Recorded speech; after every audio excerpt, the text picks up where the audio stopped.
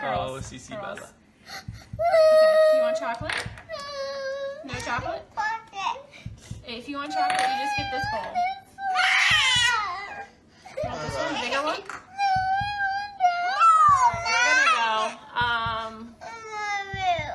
I love you too. This is the morning. This is why I love that I thrive. Objectively say that this is perhaps the most inhumane and vicious crime that I have handled out of the thousands of cases that I have seen.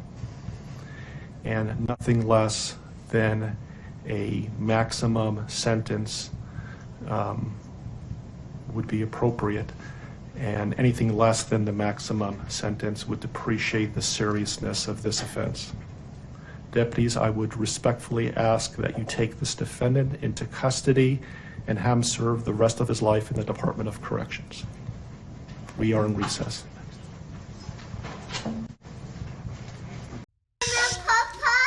Tell them you love them. You're welcome. We love you. Say love you. Candy. Oh yeah, shoot, that's in here. I just want them back. I just want them to come back. And if they're not safe right now, that's what's tearing me apart. Because if they are safe, they're coming back. But if they're not, this has got to stop. Like, somebody has to come forward. I don't want to be in it.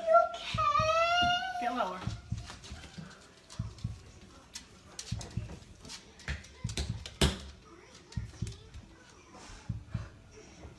If this stillness holds you, a quiet gesture helps sustain these long-form investigations. Taking a moment to like the video or subscribe allows stories like this to be examined with the time and care they demand, bringing hidden truths into focus, one layer at a time.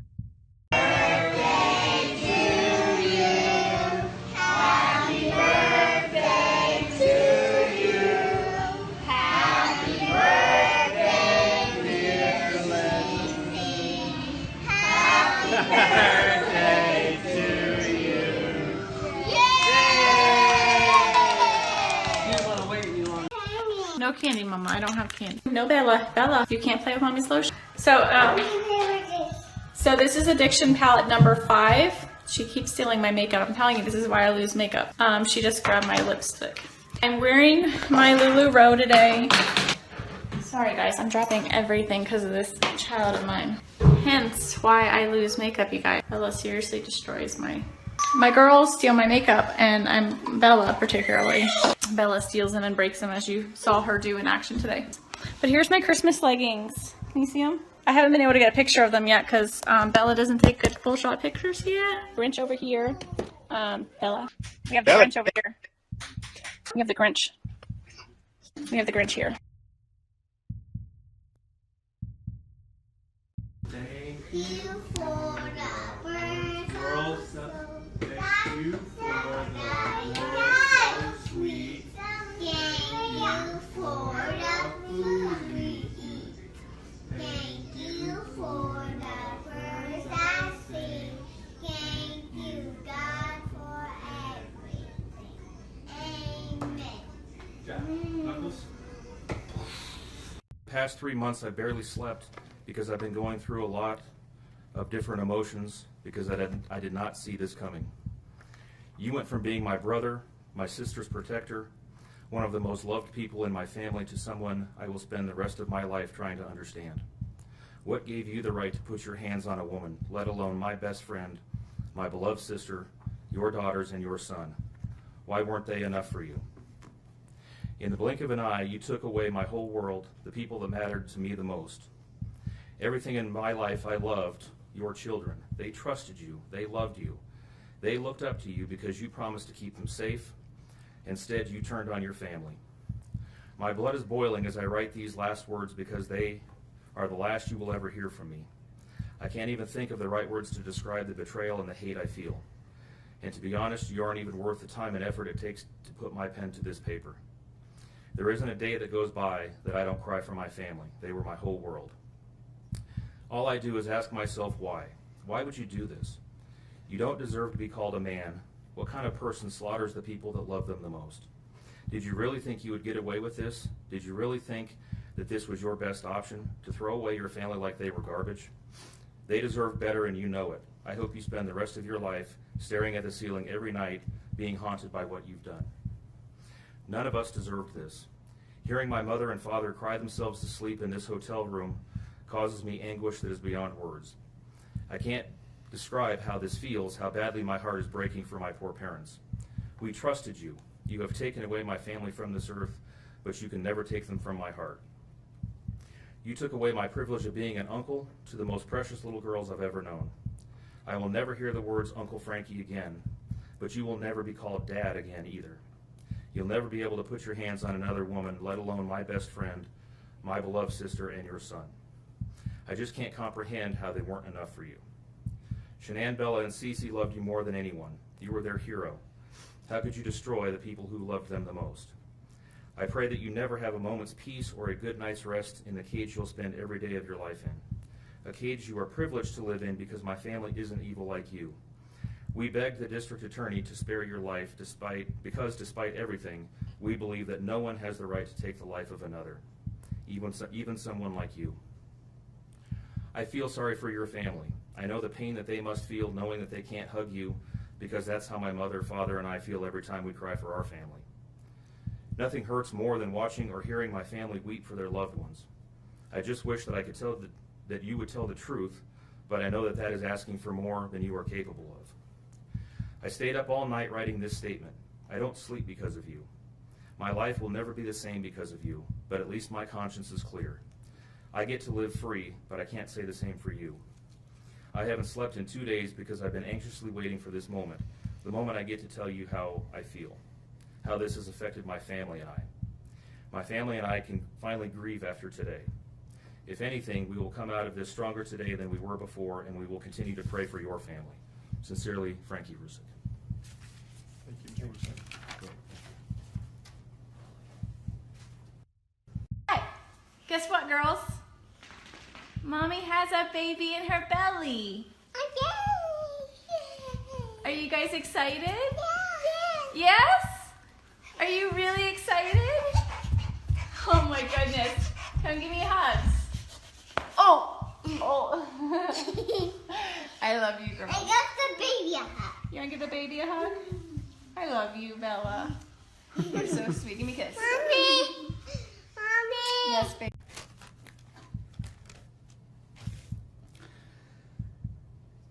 What I'd like to say to the courts that Shanann, Bella, and Nico are loving, caring people. They love life. They love being around people who love them.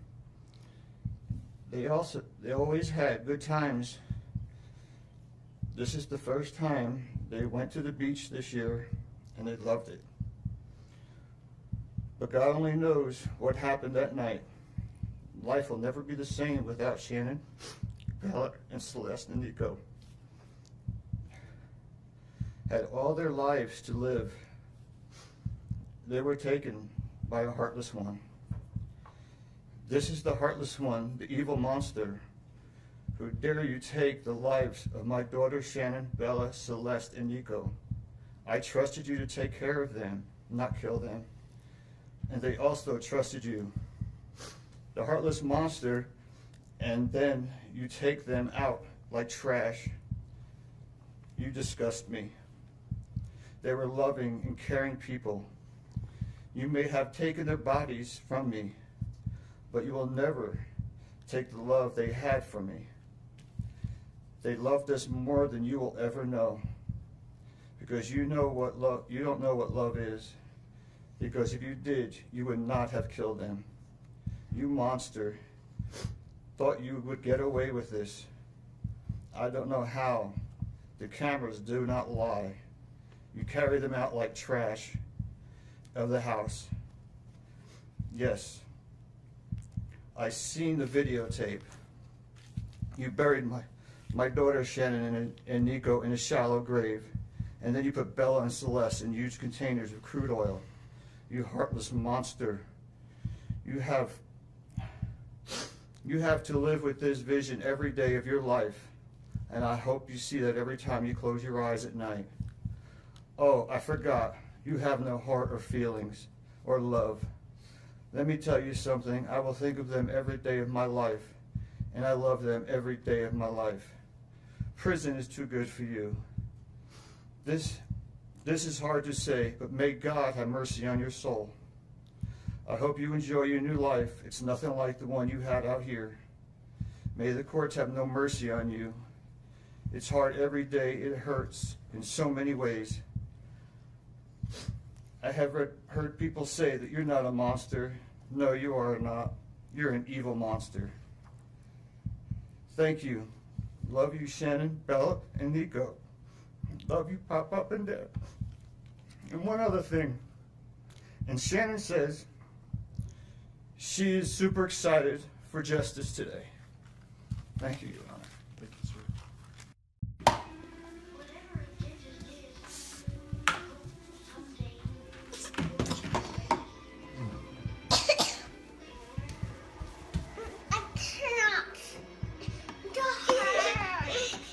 What, Kiki? You can hold that.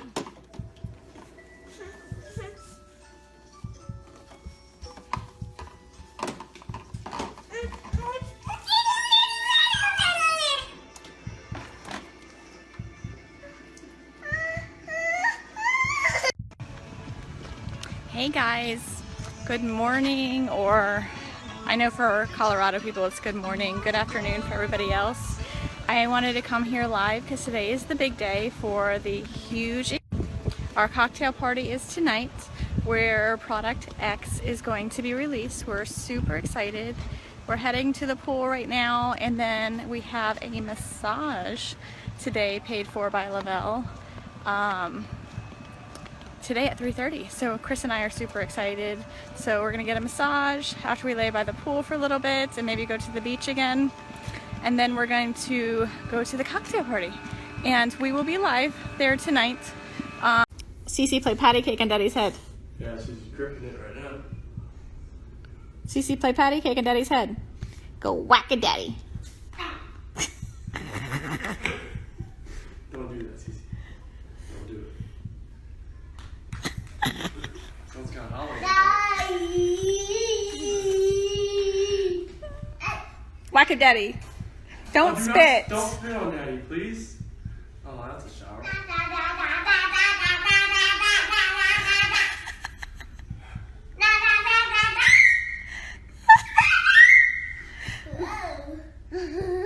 Careful, Bella, don't fall, okay? Whack-a-daddy.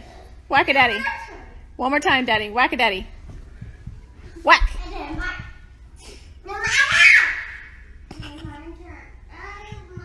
August 18. So Chris, it's your house. You can go inside with us if you'd like, or you could stay out here. It doesn't matter to us. Doesn't matter. I mean, free reign, just whatever you got to do. Okay. Like I can chill on the decks on the side of the sun, but Okay. it's cool. All right. Whatever you'd like. How long have you guys been married? So we've been together 8 years, married 6 this year. Okay. And this is very unusual behavior? Yeah, we can get that dog out of here. Okay. She's gonna flip. There? Oh, that was. No, the doorbell, is that a ring Yeah, doorbell? like when you got a visitor, it does, but I don't think the speaker is on to where you hear it, like by. Okay. I guess my question for you is, would it show her leaving with the kids? Did you have any alerts? If she came out here, yes. Like if. Did you have any alerts today with that? Just when her friends were here. Does it only record when the doorbell rings, or anytime If someone? you're like right here, it should just start. The proximity should hit up. Okay. And if you had anything on that today? Just her friends. And what time was that? 12:10 and about 10 minutes afternoon. Okay. But nothing between the time when she got here this No, morning? like she got here at 2. Only thing This that morning? Was, yeah, 2 o'clock this morning. So Okay. like 1:48 on here. And the only thing that was weird was that the garage door said it was left open after I left. And it might have been the sensor, but like my phone doesn't show when For if it your shuts. alarm? Yeah, it doesn't show if it shuts. And who's So, your alarm through? Vivint. Okay. But the Nikki, her friend that came here about 12:10, she said the garage door was shut when she got here. Okay. That was the only thing that was weird. All right. Were you going to hang out there, or you want to come in here? I'll stay right here. Okay. I don't want them to really go in the ocean. I mean, Ready, set?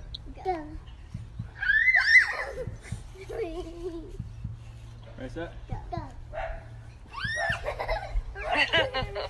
The pool opens in 2 weeks too. what's the degrees today? 85 last I checked. 120. Wow. No, Cece. Yeah. CC, get girl. Oh God. Oh my gosh, are you kidding? She can climb that fence. I know God will put the evil people where they need to be. I also want to take the time to thank the town of Frederick, Greeley, FBI, the DA's office, the CBI for exceptional work. We thank Nichol Kessinger, Shannon's neighbor Nathan and his family. To me, they're our heroes. They really are. God bless. God makes no mistakes on who he puts in your life. Marriage is about love, trust, and friendship and unity. We marry for sickness and health, to death do us part. Our daughter Shanann loved you with all of her heart. Your children loved you to the moon and back. Shannon's family was her world. Shanann put a crown on your head. But unfortunately, the day that you took their life, God removed that crown. We loved you like a son. We trusted you. Your faithful wife trusted you. Your children adored you, and they also trusted you. Your daughter Bella Marie sang a song proudly. I don't know if you got to see it, but it was, "Daddy, you're my hero." I have no idea who gave you the right to take their lives.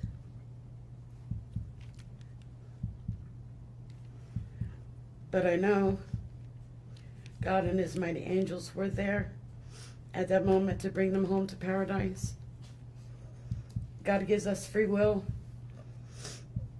So not only did you take the family of four, your family of four, you took your own life. I want the world to know that our daughter and her children were so loved by us. There will always be protected by God and his mighty angels. I didn't want death for you because that's not my right. Your life is between you and God now, and I pray that he has mercy for you. From Shannon's mother, Bella Marie, Celeste, Catherine, and Nico Lee's, Nana. Thank you, Your Honor.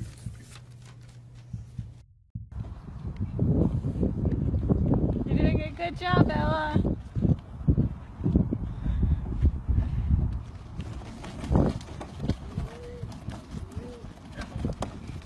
Careful. Hello. Hey, wait, we gotta stop. We're gonna stop before we go across the road. Look both Remember? ways. Look both ways. Your hair came out. Yeah, she pulled them out. Pulled him out. Hey, no cars coming. Hi, Cece. Careful. Careful, boo. Careful, sweetheart. This is how she does it. Cece, you having fun? Yeah, watch the hill, Bella. Get up this way. Ugh. That's all you do. Turn red. Alright. No running up the hill, remember, you're good.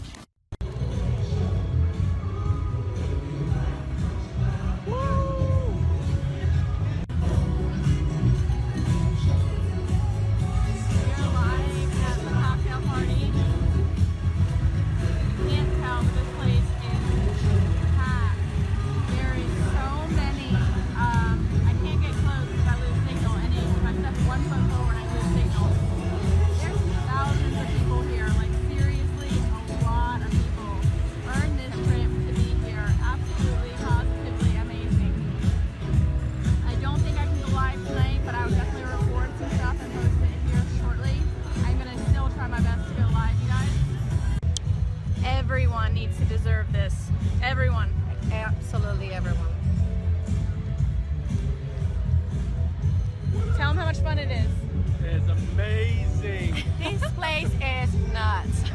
It is phenomenal.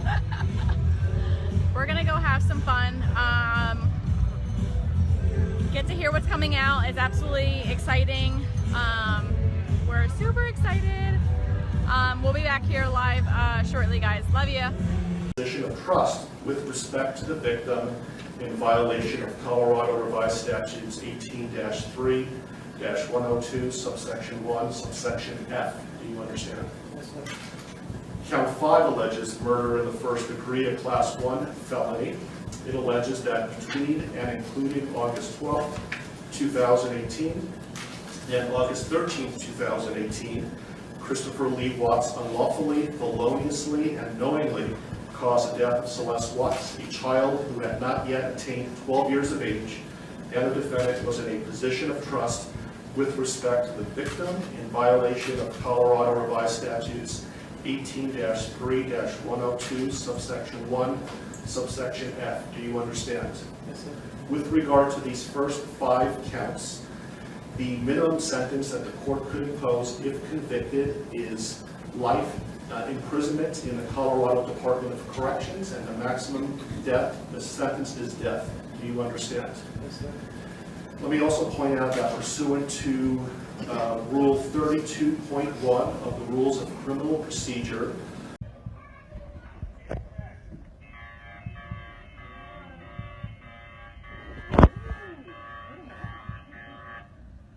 Can't run.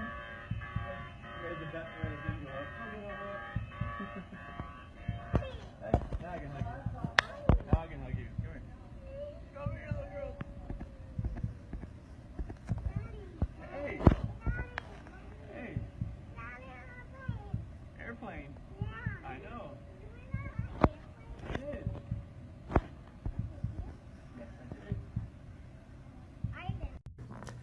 I'm Cindy Watts. Ron Watson. thank you. And I have authorized you to make a statement to the court as paternal grandparents of the children. And if you choose not to make a statement, but your designee, Ms. Powers, chooses to, she can do so as well. How would you like to proceed Can I today? read that? I want you to start, but I would like to read Who's that. going to be speaking today? Your Honor, initially, they've asked me, and they're hoping that they have the strength to speak, but if they do not, they've written out their statements and asked me to finish for them. So That would be fine. Who would like to go first? if I could start, Your Honor. On behalf of the Watts, Your Honor, and to the community, we thank you for the opportunity and the recognition under the Victim Bill of Rights. We come today as the grandparents and the parent of the daughter and children whose life was taken in this case. We are not here to ask for leniency. We are not in any way condoning or tolerating the crime that has occurred and the pain that has been caused. We join in our daughter-in-law and grandchildren's family in saying this should never have happened. This is not condonable. This is something that we will never get over. We appreciate the consideration that everyone has paid, most especially the families that have lost everyone. We appreciate that they begged for Christopher's life.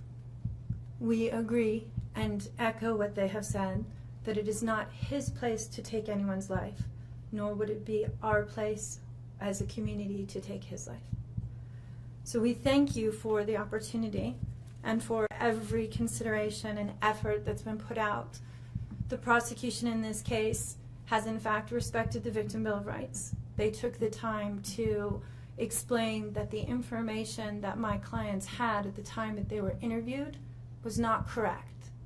They were misinformed. They were searching for answers. They were not intending to cause any pain to anyone, and they appreciate that the prosecution answered their questions and gave them the time and the respect and the consideration so that they could tell this court and everyone in this community that the interview content was not their message, that they accept that their son has done this, that they accept that he chose to plead guilty, that he sought and requested their consent and agreement for a life sentence. They appreciate that he is given the opportunity to serve that life sentence. It is his responsibility, it is his sentence, and it is not enough to make up for what has done. We understand and we join the family in that we have questions. We don't know how such a thing could possibly happen, or that a man that was responsible for raising his children and protecting his wife would take the steps that he did, and that he would disregard their bodies and the love that he had for them and they had for him and everyone else, and take the gestures and put this community through the investigation and the discovery and the responsibility of bringing justice. We do not understand that. We do not think it was appropriate. We cannot begin to think that an explanation will ever justify it.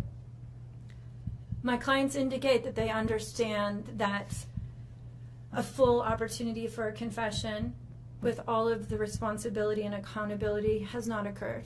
And they support the family in the request that that happen, if not today, at an appropriate time, in an appropriate manner, so that everyone can have peace, to understand to the best of their ability the details that they need and to have their questions answered. And by giving this opportunity of a life sentence, we hope that he embraces that moment. That had the death penalty been pursued, there would not have been an opportunity to be accountable and to give a full confession. And had the death penalty been sought, counsel would have fought for his life, the prosecutors would have been engaged in a multiple-year battle, the families would have been torn apart, this community would have had to subsidize it and endure it, and we have so much respect and gratefulness that that did not happen. We would strongly encourage Christopher Watts to give that full confession in the tone and in the timing that he thinks is appropriate with the guidance of his counsel. We feel that it would be appropriate and helpful to ease the pain and the suffering. But we also say we don't think that there's anything that he can say that will ever account for his behavior. There's nothing that can be done to cure the harm he has caused. And he has the responsibility to serve his sentence with dignity and with regard for everyone, and to spend every breath that he has left in an atonement for what he has done. Do you want to read it? So if I could just have you state your name for the record. Cindy Watts. Thank you. My name is Cindy Watts. I am the grandmother of two beautiful granddaughters, Bella Marie, Celeste Catherine Watts. I am also the mother of Christopher Watts, who I will be directing most of my statement to.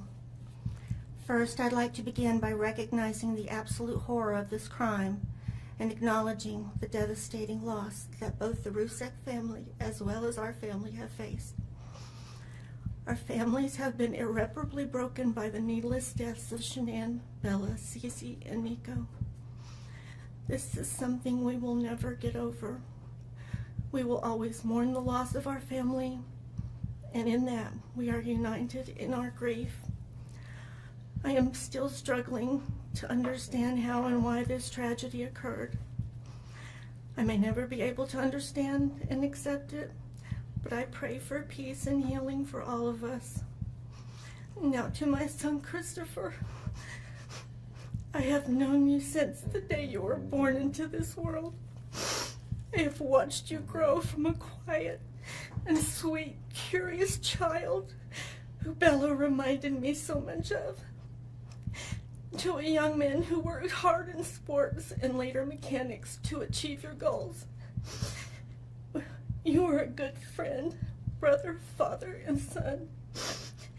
We have loved you from the beginning, and we still love you now. This might be hard for some to understand, how I can sit here under these circumstances and tell you, although we are heartbroken, although we can't imagine what could have led us to this day, but we love you. Maybe you can't believe it either. As the Lord said in Jeremiah 3:31, I have loved you with an everlasting love. Therefore, I have continued my faithfulness to you. And you, as your mother, Chris, I have always loved you, and I still do. I hate what has happened. Your father and sister and I are struggling to understand why. But we will remain faithful as your family, just as God remains faithful because of his unconditional love for us all.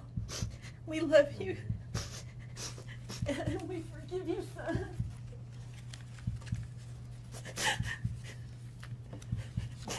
Thank you. Judge, if I could read Mr. Watts' statement. Yes. My name is Ronnie Watts, and I am the grandfather of Bella, Celeste, Nico Watts, and I am the father of Shanann. I am the father of Christopher Watts as well. And one of the most important things I've done in my life is to raise my children and to watch as they started their own families. I spent many years coaching Little League and talking to my son, taking him to the races, and sharing my love and knowledge of cars with him. He was just as involved with his girls. I believe he loves his girls. I know he does. This tragedy has impacted my family in so many ways. Beyond losing my precious grandchildren, our beloved daughter-in-law, we are forced to question everything. We still don't have all the answers, and I hope one day, Christopher, you can help us. Chris, I want to talk to you as a father and son. You are here today accepting responsibility, but I want to tell you this now. I love you. Nothing will ever change that, and I want you to find peace, and today is your first step. The Bible says if we confess our sins, God is faithful and just and will forgive us. Chris, I forgive you, and your sister forgives you, and we will never abandon you, and we love you. Dad. Judge, thank you for the opportunity to address the court. Hey everybody! So I'm home with the family, and they're excited to try the new Pro Bars, and they came in, I think, yesterday. So we have cookies and cream, and we have lemon meringue. Who wants Pro Bars? I do. All right, so do you guys want lemon meringue first, or do you want cookies and cream? Cookies. Cookies? I want that. You want the lemon meringue? All right, since I have this one open, let's try this one first, okay? Cookies and cream. And Daddy's gonna try it too. Yeah. Are you both? Yes, so everyone's gonna try Chris cookies and cream. All right, Bella gets cookies and cream, Cece gets cookies and cream. Ready? Ready? Set. You're the taste testers. Yummy. Is it yummy? What's it taste like? Chocolate. Chocolate. What else? Watermelon. Watermelon. What's it taste like, Cece? A little bit. Chocolate? Uh-huh. Is it delicious? Daddy? Oreo wrapped with vanilla. It's nice. Oreo wrapped in vanilla? Mm-hmm. Is it yummy, Cece? Is that good, Bella? I think they like cookies and cream. Okay, so let's try the lemon meringue. Hey, everybody. So, a little crazy over here. Cece loves the cookies and cream. You like it? Yeah, nothing. Good thing. Don't mind me. It's been a long travel day yesterday. Been cleaning, regrouping today. Hey, Jen. Okay, so Chris, this is the lemon meringue. Nope, that's Daddy's. Here's yours. Wait, don't take. Wait. Here, Bella. Okay, this one's lemon meringue. It's like the pie, but better because I don't like the pie. Ready, set, go. Ready?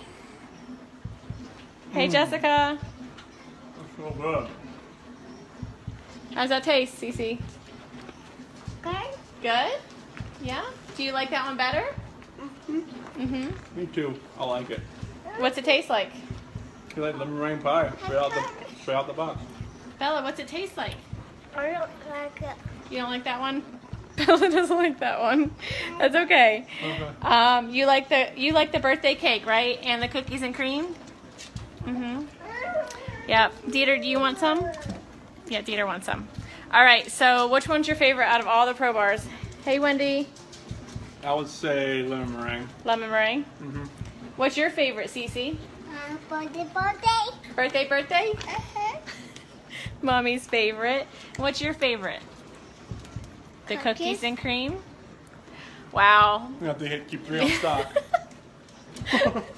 It's a good thing. How do I turn this around? It's a good thing that I have all 3 of the favorites in the house. Cinnamon rolls were sold out of it here at the house. I want dip and You want dip and ranch? You want ranch dip and chips? Jess, I have them all. I just ate all of the cinnamon rolls. Cece actually really likes the cinnamon rolls too. Look at that one. Cookies and cream. You got Cookie Monster.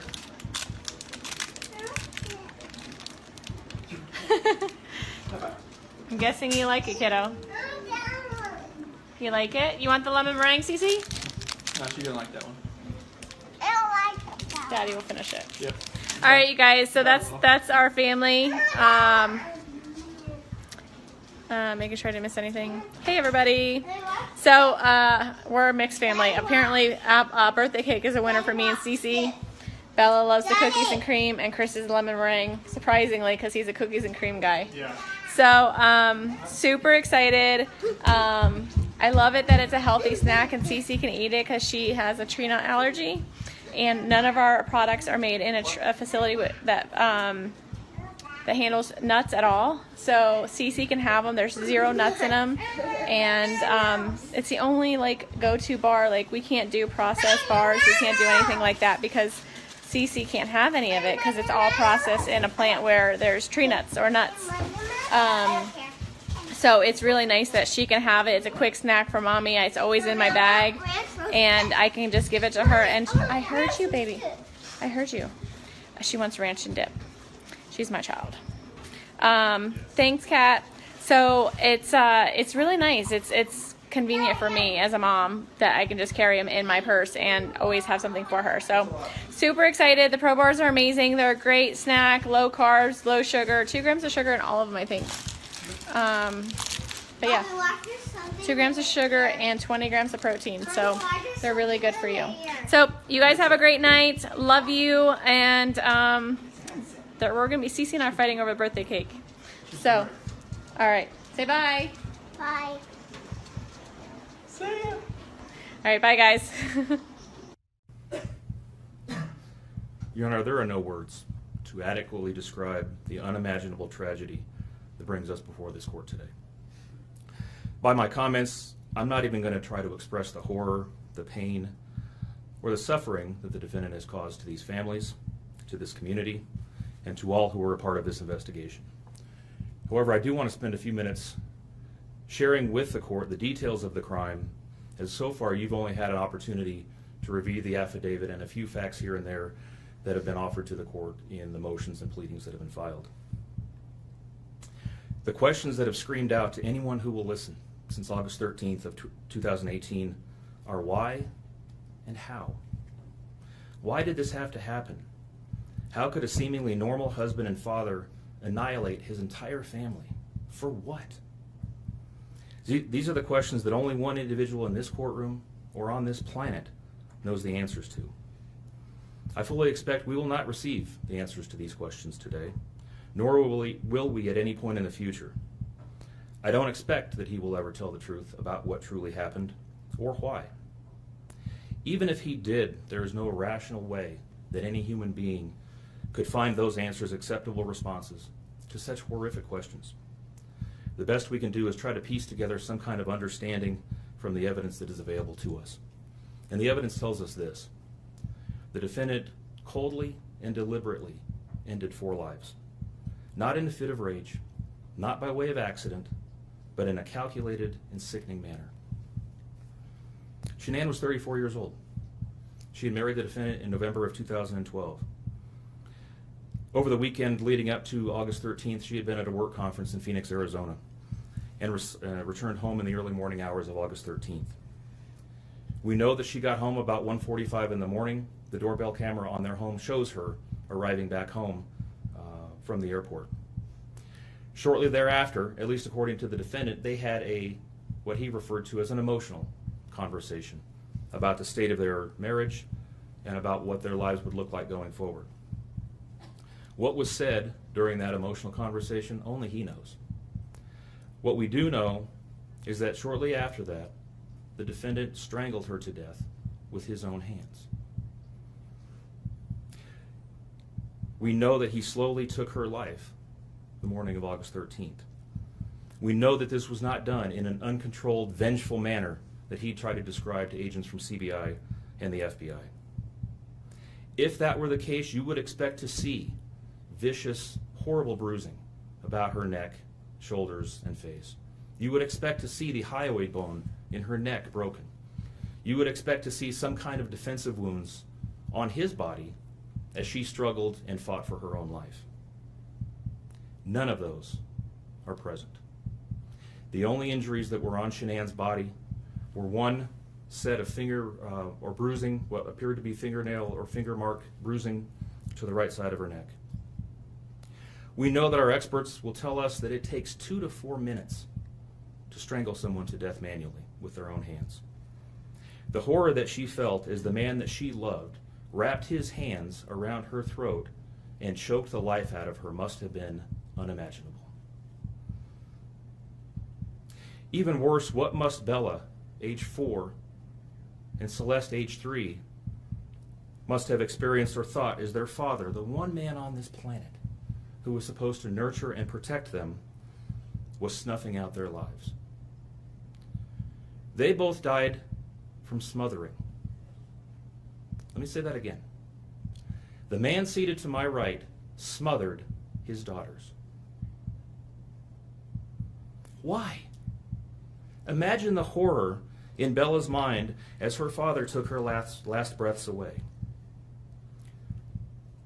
Your Honor, understand very clearly, Bella fought back for her life. The frenulum, the connective tissue between her upper lip and her gum, had a centimeter and a half laceration.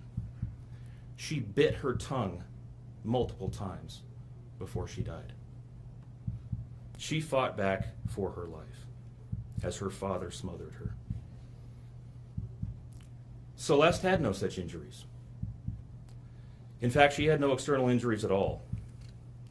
But according to the medical examiner, she was smothered nonetheless. The defendant then methodically and calmly loaded their bodies into his work truck, not in a hasty or disorganized way. He was seen from the neighbor's doorbell camera backing his truck into the driveway, going back and forth into the house and back out to the truck 3 different times, 1 time for each of their bodies. He then drove them away from their family home 1 final time, intent on hiding any evidence of the crimes that he had just committed. In 1 final sign of callousness for his wife, his daughters, and their unborn son, and their remains, he drove them to a location that he thought no one would ever find them, to one of the oil tank batteries with which he was so familiar. He knew this was safe. He had texted a coworker the night before saying, "I'll head out to that site. I'll take care of it." He had carefully ensured that he would be alone in the middle of the plains to secrete away the remains of his family in a place that he hoped they would never be found. In 1 final measure of disrespect for the family he once had, he ensured that they would not be together, even in death, or so he thought. He disposed of them in different locations. He buried Shanann and Nico in a shallow grave away from the oil tanks. Bella and Celeste were thrown away in the oil tanks at this facility. Different tanks, so these little girls wouldn't be together in death. Imagine this, Your Honor. This defendant took those little girls and put them through a hatch at the top of an oil tank, 8 inches in diameter. Bella had scratches on her left buttocks from being shoved through this hole. A tuft of blonde hair was found on the edge of one of these hatches. The defendant told investigators that Bella's tank seemed emptier than CC's because of the sound that the splashes made. These were his daughters. Significantly, when his co-workers arrived at the tank battery later that morning, to a person, they all described him as acting completely normally. It was a normal workday, even while his daughters sank in the oil and water not far away from him. And then his efforts at deception truly began. We've all seen the emotionless interviews that the defendant gives to the local media, asking for help in locating his family. We watched as he claimed that the house was empty without them, and that he hoped that they were somewhere safe, and that he just wanted them to come home. He told investigators that they were at home sleeping when he left for work that morning, and that Shanann had told him that she was taking the girls to a friend's house for the day. What is striking about this case, Your Honor, beyond the horrors that I've already described to you, is the number of collateral victims that he created by his actions.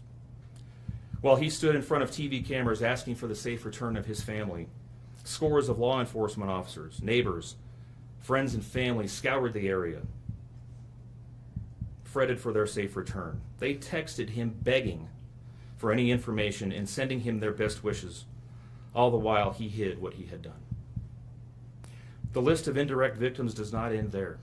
Think of the firefighters and the Colorado State Patrol hazmat experts who had to don protective suits and who were called upon to pull Bella and Celeste out of those oil tanks. Or the coroner employees who had to conduct these autopsies. Or the victim assistants who frantically attempted to ease the suffering of those affected. All of this, Your Honor, for what? Why? Why did this have to happen? His motive was simple, Your Honor. He had a desire for a fresh start, to begin a relationship with a new love that overpowered all decency and feelings for his wife, his daughters, and unborn son.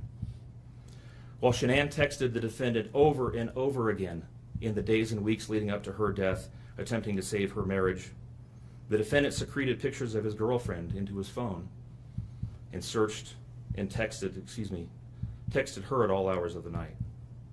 While Shanann sent the defendant self-help and relationship counseling books, one of which, ironically enough, was thrown in the garbage. He was searching the internet for secluded vacation spots to take his new love in researching jewelry. And while Shanann took the girls to visit family in North Carolina, the defendant went to car museums and the sand dunes with his new girlfriend. The stark contrast between the subjects of their internet and text content is absolutely stunning. Even the morning after he killed them and disposed of their bodies, he made several phone calls. One was to the school where the girls were supposed to start, telling the school that the girls would not be coming to school anymore, that they were being unenrolled, presumably to give him some more time before law enforcement notification about them going missing. He contacted a realtor to start discussing the selling of his house, and he texted with his girlfriend about their future. None of this answers the questions of why, however. If he was this happy and wanted a new start, get a divorce. You don't annihilate your family and throw them away like garbage. Why did Nico, Celeste, Bella, and Shanann have to lose their lives in order for him to get what he wanted? Your Honor, justice demands the maximum sentence under the agreement reached by the parties. As you will recall, the agreement calls for life sentences as to Shanann, Bella, and Celeste, and all of those to run consecutively to one another. It also calls for the count of unlawful termination of a pregnancy as to Nico to run consecutively to counts 1, 2, and 3. I would suggest that the extreme aggravation present in the defendant's conduct and in the efforts that I have described mandate that the sentences for counts 7, 8, and 9, the tampering with a deceased human body, each be the maximum of 12 years and that those sentences run consecutively to one another. It is very clear that each of these acts, that these were not the subject of one act, but each oil tank that he walked up with his daughter's bodies and the hole that he dug for his wife and unborn son mandate a mandatory consecutive sentence. It's been alluded to this morning, but the defendant was certainly eligible for the death penalty in this case under the existing law in the state of Colorado. As you heard, Shanann's family strongly opposed my office seeking the death penalty and being bound to the criminal justice system for the next several decades. That's in large part, as you've heard, why we have reached the agreement that we have. 4 lives were lost at the hands of the defendant on August 13th for reasons that we will never fully understand, nor will we know. In the end, the Rzucek family was much more merciful towards him than he was towards his wife, his daughters, and his unborn son. Prison for the remainder of his life is exactly where he belongs for murdering his entire family. Thank you. Just wait. Hi guys, say What's hi, going Bella. We gotta get you dressed, kid. I Look know, what Bella's right? eating. Bella's eating some of the ingredients. She got a nice little bowl of chocolate chips. Look at that. What is that, Bella? Can you show them? What is it? Is it chocolate? Is it chocolate? It's chocolate mini morsels, right? Yeah, good job. So she's been eating my peanut butter and the chocolate morsels so far today. So we're gonna let a few more people hop on, and then we're gonna get cooking here, and we'll explain to you what we're cooking up over here. So, Yeah, welcome to the 12 days of Christmas, Lavelle Day, and even though I like to claim that I could probably cook, I can't at all. So I'm gonna let my wife do all the cooking. She's gonna make up some Thrive Bites for us. and I'm gonna go wash my hands real fast. Uh-oh. She's gonna leave me here alone. Oh, we got some people joining. Bella, look. Got people looking at us. Say hi. Wife's gonna be making up some Thrive Bites here in a second, so make sure you hop on and join us for the 12 days of Christmas. Bella's got some chocolate chips. I need a Lavelle apron. They're All right, probably guys. Hey, Michelle. Hey, Amanda. Bella's showing you what she's eating. She's eating the ingredients. She's been eating the ingredients since I've been getting them prepared. So we're gonna make Thrive Bites today. Chris didn't want to go on live doing it because he didn't want to mess anything up. Not that you can mess anything up with Thrive Bites. It's so simple. Except for today, we're gonna double the recipe because we love the Thrive Bites. When you are craving something to eat, or junk food or whatever, you just pop a Thrive Bite and it fills you up, and it's really delicious. Thrive Bites, right? Good job, Bella. My little helper right here. So today, I will post in the feed the Thrive Bites. Bella, shh. Will you turn it down for me, please? So I'm going to post in the thread here today on how to make Thrive Bites and the recipe. So basically it calls for 1 packet of your lifestyle mix. Now you can use any flavor. I'm going to use vanilla here today. And hold on, honey. It calls for a cup of oats, a half a cup of peanut butter. Hi, Bonnie. Hey, Corey. Look at Bella. A half a cup of mini morsels. Now, I'm doubling the recipe, but still want to keep the calories down, so I'm only going to still do a half a cup of mini morsels. It does also, you can add anything into it, like coconut, peanuts, walnuts, whatever you want. It's up to you. You also add a 1/3 cup of honey, a half a cup of ground flaxseed, and a teaspoon of vanilla. I don't know if I mentioned peanut butter, but also half a cup of peanut butter.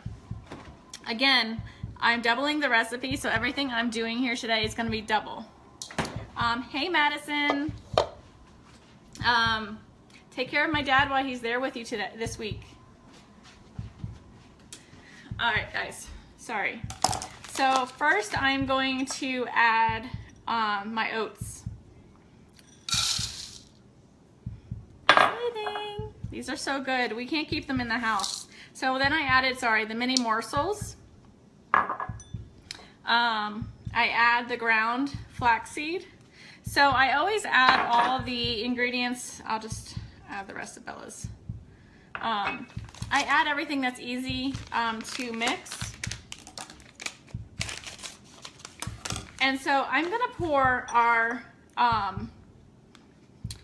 premium lifestyle mix in a cup so you guys can see the consistency. It is micronized. It is fine. Very, very, very, very, very fine. Hey, Christine. So if you guys, probably can't see that way here. So if you can see how finely micronized it is. I mean, literally it's thinner than powder. I mean, flour. I don't know if you guys can see that very well. So, hey, Mandy. So the Thrive Premium Lifestyle Mix is so fine. I mean, it's very, very, very fine. Let me find the other one. So you add 2 of those because, like I said, I'm doubling the recipe. Hey, Sharon. And so now I just pretty much mix this. And then I'm going to add the honey, the peanut butter, and the vanilla. So look at this so far. Hey, Sarah. So look at our little fried bites so far. They're no bake, super simple, super delicious. Like I said, like I'm going to Punta Cana in February, and I need to continue to, where'd Bella put my spoons? Hold on, guys. I think she took my, hold on.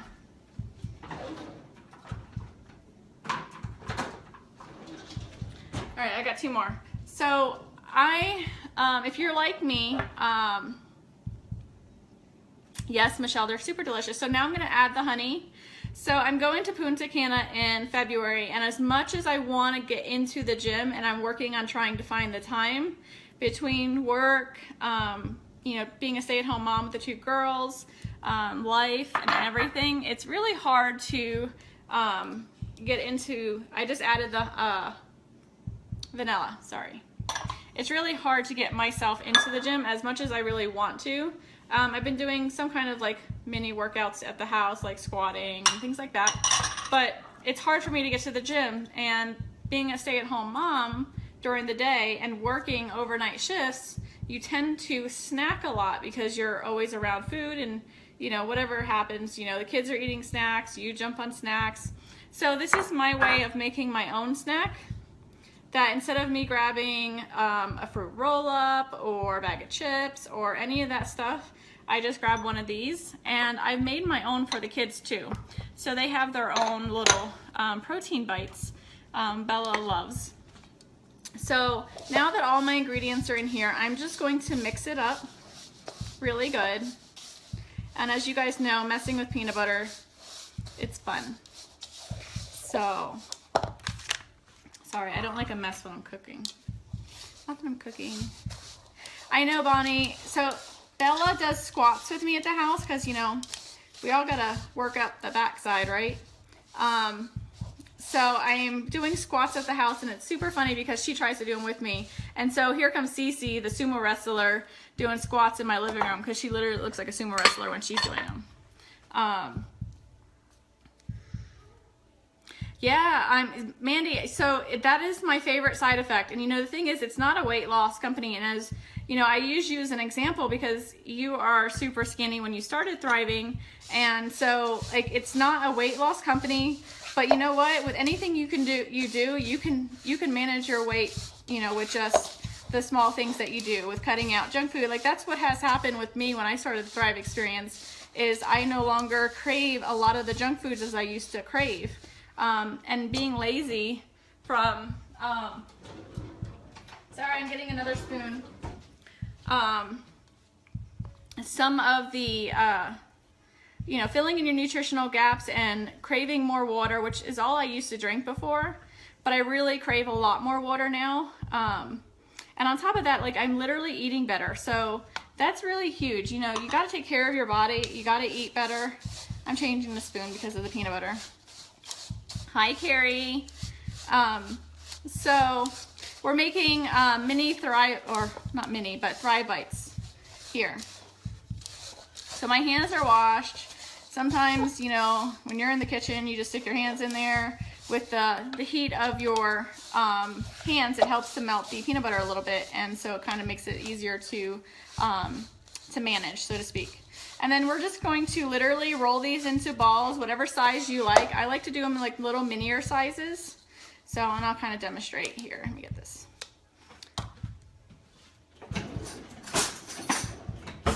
So, get your hands dirty. I take about a teaspoon size.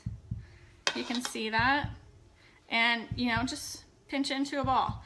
And so that's how big I make mine. They're probably a size of a quarter in round.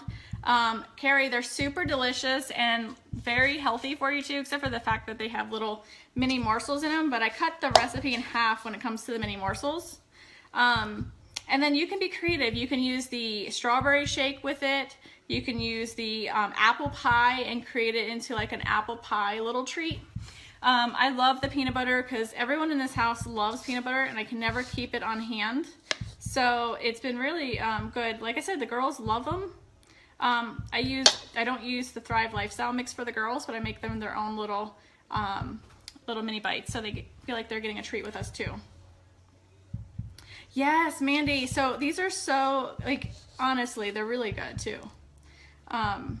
But yeah, and you can do whatever you want with them. You can add anything. I'm not a coconut person, so I don't add coconut to mine, but you can add chunky peanut butter. You can add anything, you know, that you want. Stick them in the fridge, let them chill, and then put them in a little container, and then you're good to go. Grab and go. How many spoons are you required? Listen. I use like one sometimes, but like it's sticky, and you know, usually I just use my hands a lot.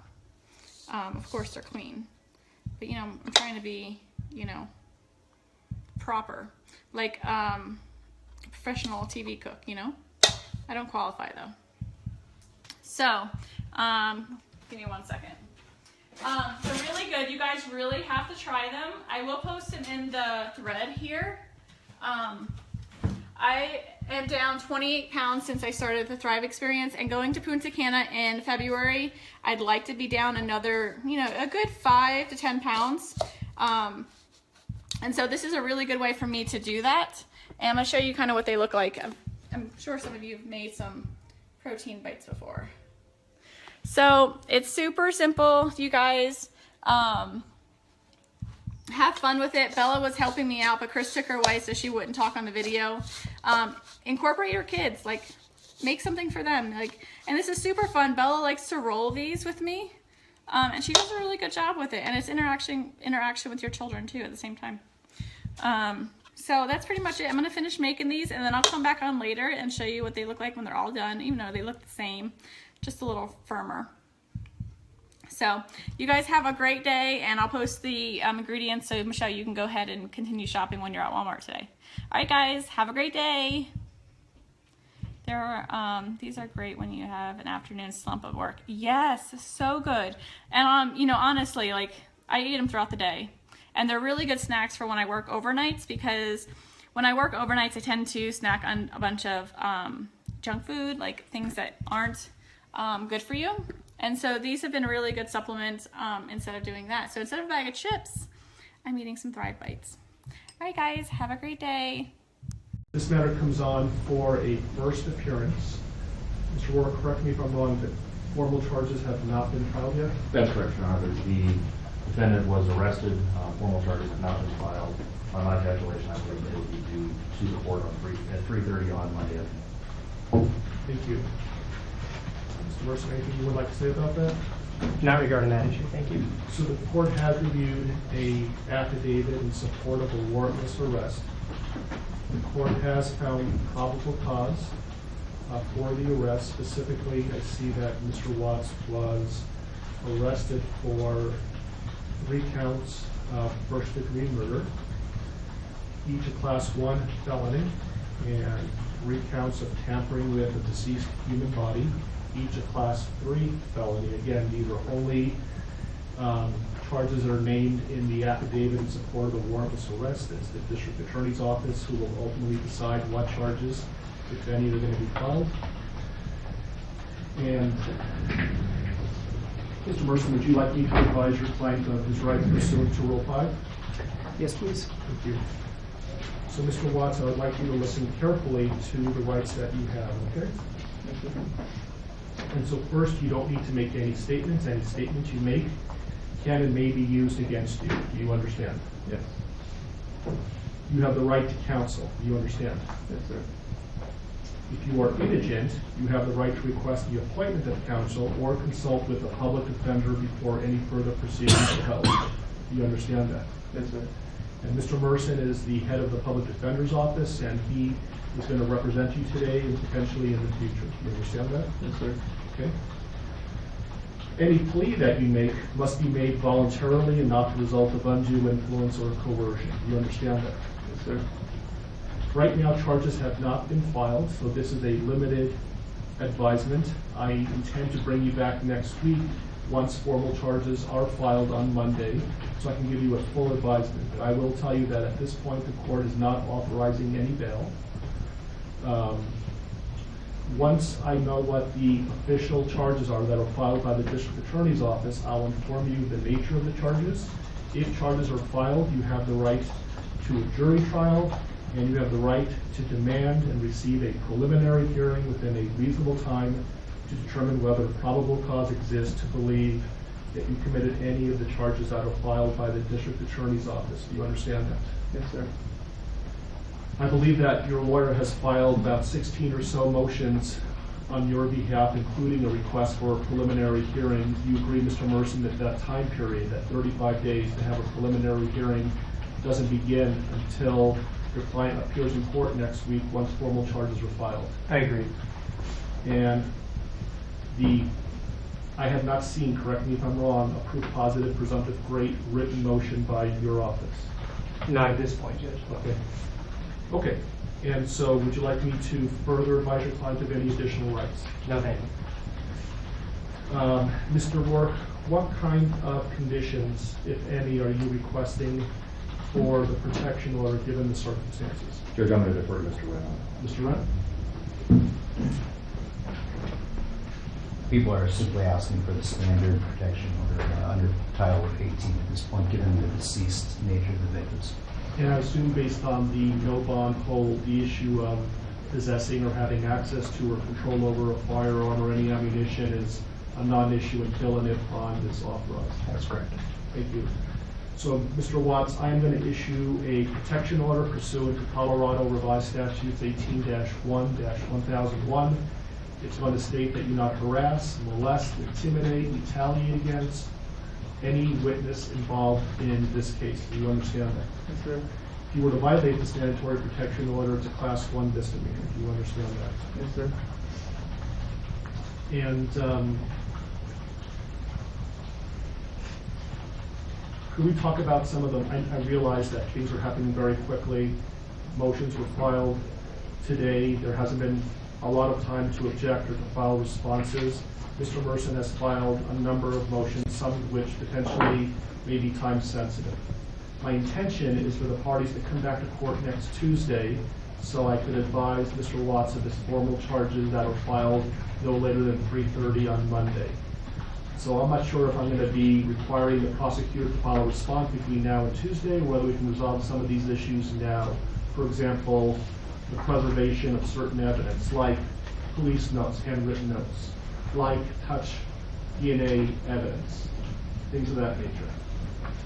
Your Honor, I think we can address some of these pretty quickly, but certainly not all of them. We would be asking for time to file a written response to some of them. Yeah, I'm just concerned about the time that elapses between now and Tuesday, and I want to make sure that the evidence that's being requested to be preserved is preserved. Understood. So, for example, can you, any objection for me to order that all law enforcement, both state and federal, that were involved in this case, preserve their handwritten notes? Any objection to that? No.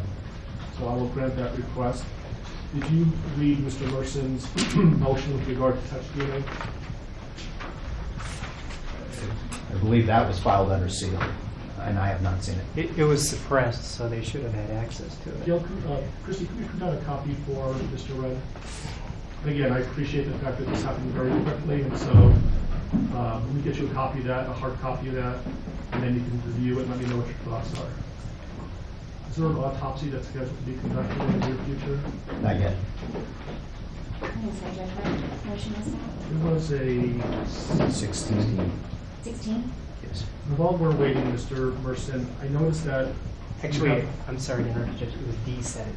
D17? Yeah, sorry. So I see that your motions are numbered, but I'm missing 9 through 15. Yeah, I basically counted them and then started off. There were some other people in my office that had filed those other pleadings and not numbered them. I just want to make sure I'm not missing something. I don't think you are. I think many of them concern the media issue. On the way over here, the deputies advised the court had already ruled on that. So to a certain extent, some of that is moot. But if we are going to take a D17, in light of the fact that the affidavit is still sealed, I would ask that the court seal the courtroom and just allow the parties to argue that, because it will require me to talk about information in the affidavit.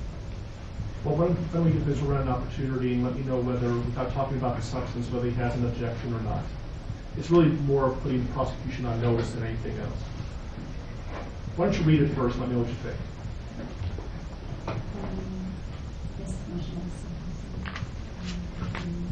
You can give it to the prosecution.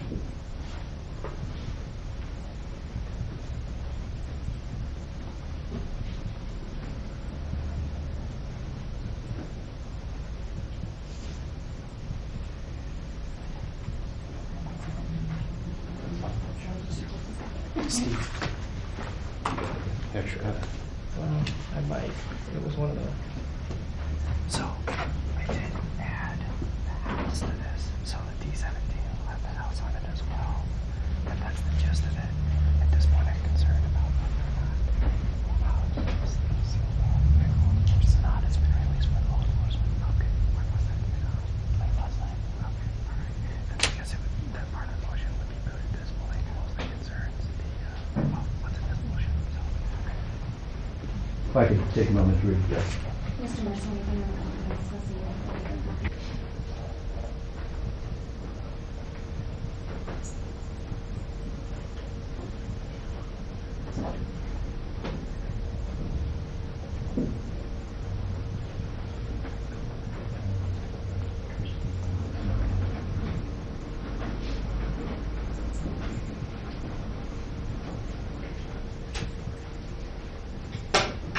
Mr. Wren. Thank you. I'm okay with continuing it. I just don't want there to be any time-sensitive issues between now and next Tuesday that we should have handled today. I think we need to address it today. As I indicated, Judge, at this point, there's not an autopsy scheduled or autopsies. I don't know when that might happen. I don't know if it would happen before Tuesday or not. With respect to this motion, and does the court want to address Mr. Mercer's concerns about clearing the courtroom, given the sealed nature of this, or may I speak for you? Well, it was I think it's based on the sealing of the affidavit in support of the warrantless arrest, and so it was your motion to seal. So if you think the reasons why you requested the affidavit to be sealed are going to be compromised, we could do this in camera. If you believe it's not, then we can talk about it publicly. I'm not worried about the compromising nature of the affidavit. I will tell the court and make a record that the prosecution has provided Mr. Merson with a copy of the affidavit, despite the fact that it was sealed to the public. I am concerned about this being discussed in a non-in-camera setting. My concerns revolve around the issues I brought up and the objections to expanded media coverage. It's an ongoing investigation at this point. I have concerns about, what would be discussed and how that would implicate Mr. Watts' right to a fair trial and his due process right. So my request is that the court seal the courtroom so we can discuss this. Mr. Ray? Move that to the discretion of the court.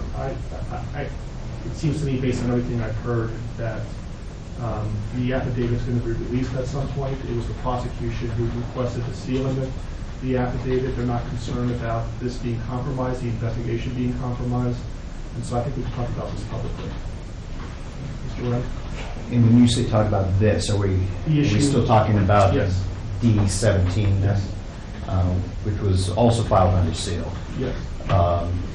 So with respect to paragraph number 3, Judge, our concerns relate to the way this is worded. As the court knows, the pathologist goes through a very extensive process when conducting an autopsy, much of which is governed by statute. I think most of what he's asking for is standard procedure for an autopsy conducted in this jurisdiction and would be done. However, I have concerns about the way this is phrased in that it orders collection of trace DNA and touch DNA from certain areas of bodies that at this point we don't even have, frankly. Second, we don't know if that trace DNA is going to even exist if we have the bodies. So there's no way to order us to find something that may or may not exist. I think when I read the motion, it essentially is putting the prosecution on notice that at some point they may be in possession of exculpatory evidence, and it's their duty to make reasonable efforts to preserve that and ultimately provide that to the defense. And so I think they're on notice by the mere fact that we're talking about this, that Mr. Wren got a copy of the motion, and if this becomes an issue later on, we can litigate this, and there's some pretty significant sanctions for the destruction of exculpatory evidence. Okay, so that will be the ruling of the court. Your Honor, may I ask one clarifying question? Because the way that the motion is titled talks about the collection of touch or trace DNA at 2825 Saratoga Trail as well as during the autopsy, but the body of the motion does not. I want to make sure that Mr. Merson is aware that the home where the homicides were alleged to have occurred has been released by law enforcement, was released as of about midnight last night. So even as we stand today, we are not in a position to be able to go back in and collect trace DNA from that home. So I just want to make clear that the ruling of the court does not require us to do anything affirmative with respect to the home. And Mr. Wren advised me that the government is no longer in control of the home, so I'm aware of that. Thank you. Thank you. Thank you. With regard to the motion for protective order, essentially for nobody to speak to Mr. Watts other than his attorneys and investigators and support staff, I'm assuming there's no objection to that? Correct. You'll put law enforcement on notice on that issue? Yes. Okay. Any other time-sensitive issues that cannot wait until next Tuesday? Nothing from the people. Mr. Merson? May I just have 1 second? Sure.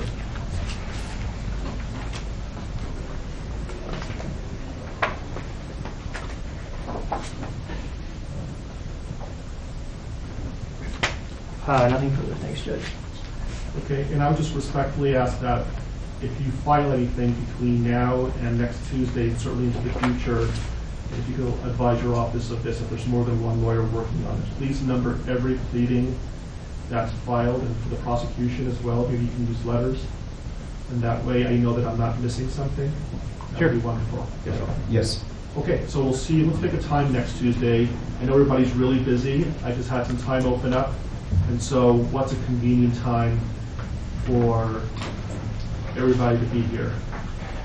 I'm also going to be asking if there's victim rights compliance today and see if there's a more convenient time for whoever the victim rights representative is.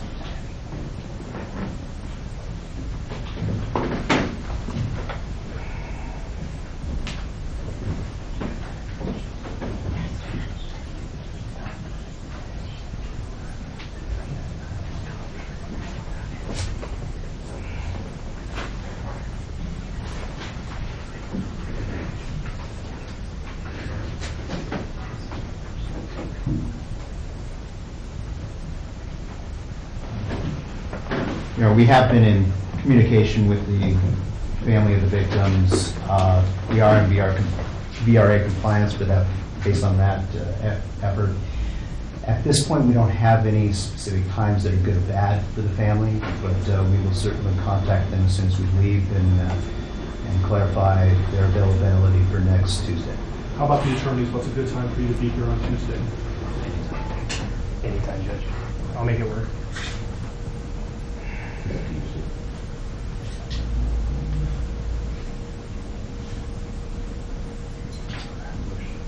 The motion's hearing in Division 12 at 2 o'clock. That'll probably last an hour, otherwise I'm free.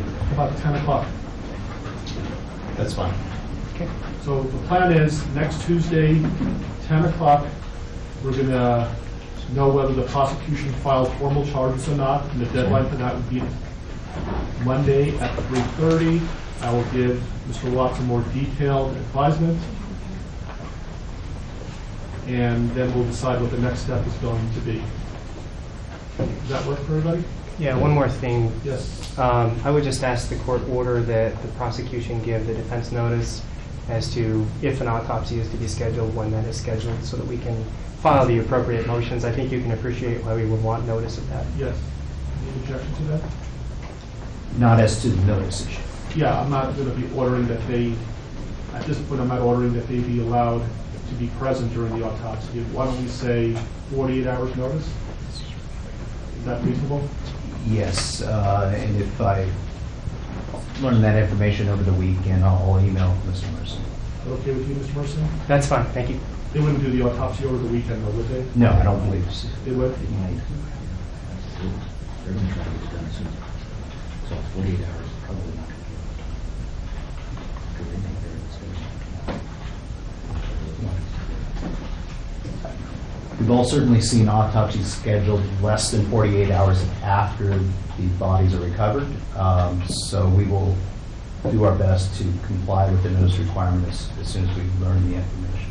Who would be making the decision on when to perform an autopsy? The coroner's office. So can you communicate with them that there's an order that there would be 48 hours notice, and if they, for whatever reason, can't comply with that, you'll let Mr. Mercer know? Is the court ordering that the autopsy not be conducted earlier than 48 hours after the recovery of the bodies? No. Okay. What I'm saying is I'm ordering that you notify the coroner that there's an order that Mr. Mercer is entitled to 48 hours notice, and if they are intending to perform the autopsy sooner than that, they need to let you know before it starts so you can give Mr. Mercer reasonable notice. Yes, sir.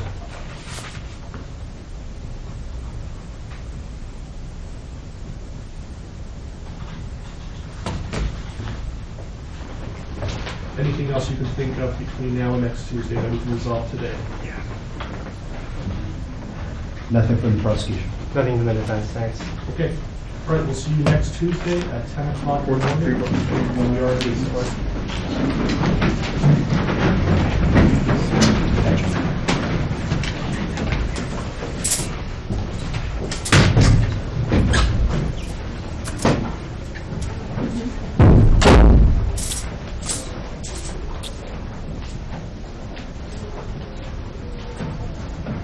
Everybody, so Chris and I are sitting here Going on?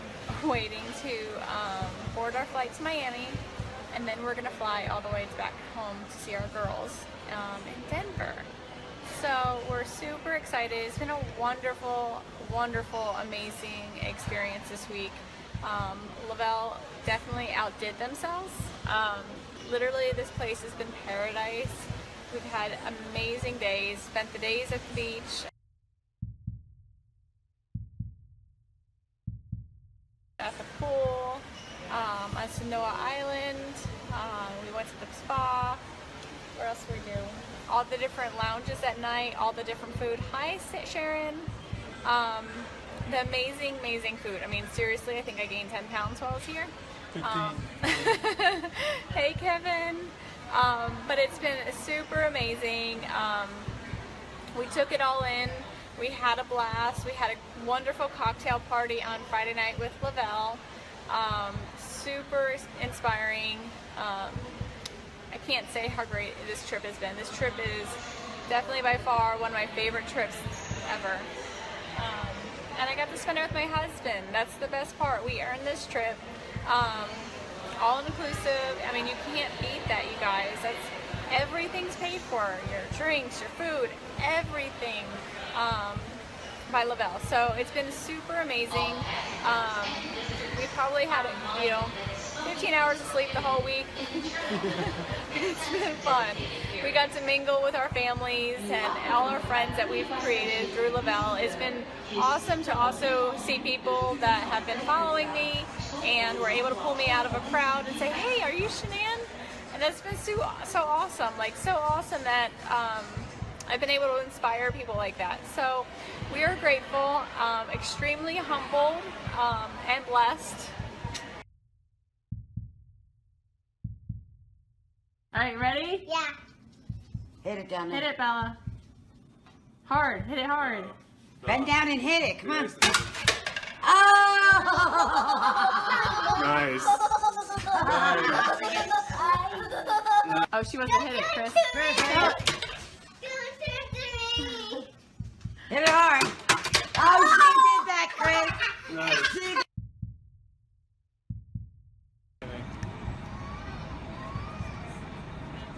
Say hi, guys. What up?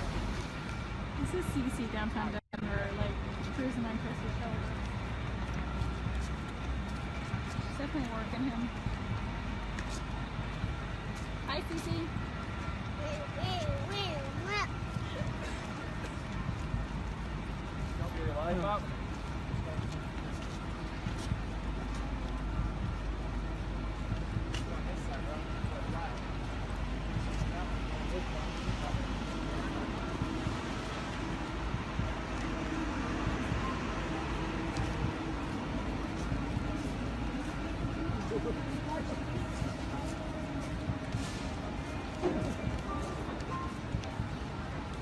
Cece's been taking a wear and tear on Chris's shoulders.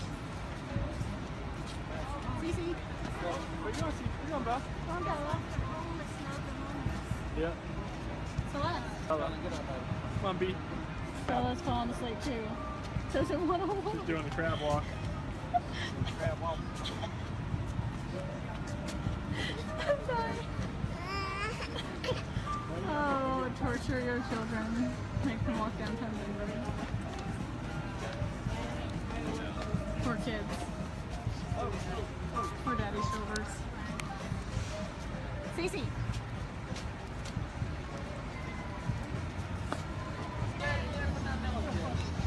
It's so good. Oh, thank goodness. It turned out nice for us. We're just talking April. They're going to do another lifestyle getaway. I guarantee one's going to be here in Denver one day. It'll be awesome. Right, Cece? Oh, yeah. You having fun, CC? Yep. Yeah. Are you dancing? Dance, dance, dance.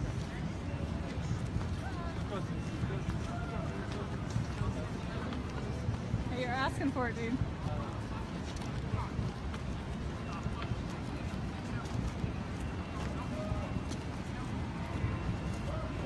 Bella said Papa's her best friend.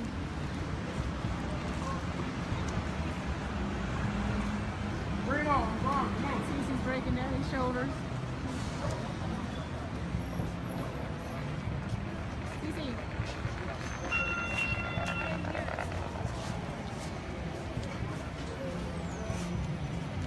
There's Mimi and Papa with Bella. And downtown Denver. So different when it's not late at night.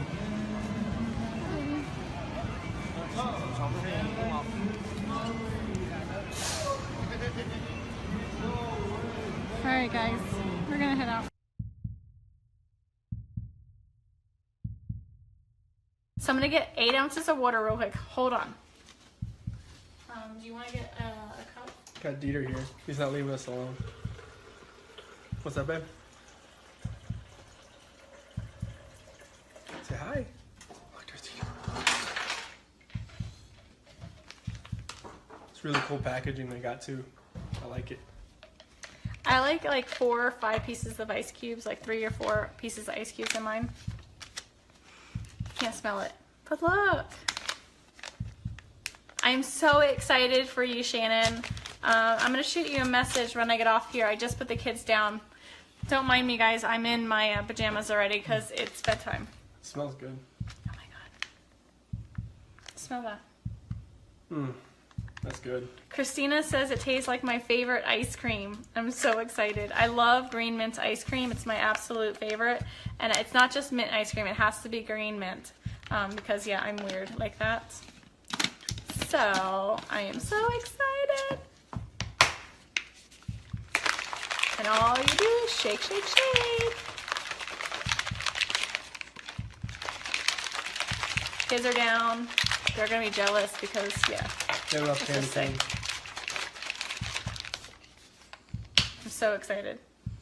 Oh my goodness. It does smell like my favorite ice cream. I'm only going to give Chris a little bit because I don't think I'm going to want to share this.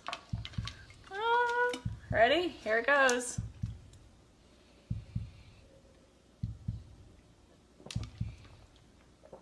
Oh yeah. It's just like mint ice cream. Oh my goodness, this is absolutely amazing. It literally tastes, if you guys have ever had green mint ice cream, it tastes like green mint ice cream, like just like it. Delicious. That is really, really good. I don't know why he's crying. He wants to he wants to sit on the car. Charlie, it tastes like green mint ice cream. Have you gotten yours yet? Oh my god, it's so good. It's like 7 o'clock at night here. I love this. This is going to be like my dessert at night. Hey, Lisa. I'm not ignoring you guys. If I didn't see your message, I'm sorry. It is amazing. Absolutely, positively amazing. This is probably my new favorite. Like, oh, wow. Michelle, it's amazing. And you know what I'm going to do? I'm going to try this tomorrow. So be prepared. I'm going to go live tomorrow. I'm going to try it with this. Hold on. Uh-oh. What are you trying? Oh. Cafe. Oh my goodness, it's going to be amazing. Oh, Chris, that stinks. It's amazing. Let me just tell you, it's absolutely positively amazing. Are you talking to me? No, different Chris. There's a lot of Chris's. Hey, Melissa, did you get yours yet? It's so good, girl. Michelle, when's yours? Look when it's supposed to be delivered. Okay, that's absolutely amazing. Candy cane lifestyle mix. Candy cane lifestyle mix, and it's healthy. Like, seriously healthy. Oh my goodness, it doesn't get better than this. They never, never, ever disappoint. Never, ever. I'm so excited. Okay, guys, so that is our candy cane lifestyle mix. It's absolutely amazing. I know they sold out, so I don't know if they got more coming in. I do have three extras if I'm willing to share. Yeah. So anyone wanting to start the Thrive experience, I have 3 extra candy cane for you. Herb, I got you covered. It's so good. Like, seriously, mint ice cream. Green mint ice cream is exactly what it tastes like. Like, amazing. I'm gonna actually blend this tomorrow with some ice. That's gonna be awesome. It's gonna be a little treat. Ice cream in a cup. Except for it's not green, but it's delicious. It's really, really, really good. Okay, guys. Tomorrow morning, be prepared. I'm gonna go live with cafe and candy cane. Cafe, candy cane. Happy mama right here, because I'm baking tomorrow. You guys saw what I'm baking. Should I tell you guys what I'm baking? Listen, you're gonna be at work, so you can't taste test. Who wants to know what I'm baking? A free candy cane lifestyle mix, individual, for whoever can guess what I'm baking. Specific. Chris doesn't even know. I know. Nick Thayer does, but he's not going to tell anybody because he can't win. Nobody? No guesses? Nothing? Zilch? Nope. Herb. You got to look at my picture. You can get the hint on the picture. You got to be specific, though. Like, specific. Is it red velvet something? No. It's not about you this year. Cassie, it's so good. You'll have to find out, because now I'm going to have cafe tomorrow and my lifestyle mix, and it's going to be amazing. No pumpkin rolls. Nope. Keep guessing, though. Okay, so I'm going to go. I have a lot of follow-up to do. I have a couple more people to help get started. And Shannon, I'm gonna message you just so we can make sure you're getting you're starting tomorrow. I'm so excited. You're gonna love it. Don't notice how great you're feeling tomorrow. Don't notice how amazing the mental clarity is gonna be tomorrow. And don't notice that extra energy you're gonna have, because it's not gonna happen. Nope. No, Dawn. Dawn, we need to get you started, girl. Hey, Tracy. So, that was amazing. That was like my dessert for the night. Super excited. Don't mind my pajamas. I'm still in my pajamas. Or in my pajamas. And they're my onesies. I saw there's a onesie bar crawl, which should be fun. Alright, so stay tuned. Close, Chris. So tomorrow morning, be prepared. I might wait till the kids go to school because they're not going to want me to not share. So tomorrow morning, stay tuned. You guys have a wonderful night. I am feeling good. I just had that delicious dessert, and I'll talk to you guys soon. Say bye, Dieter. Ruff.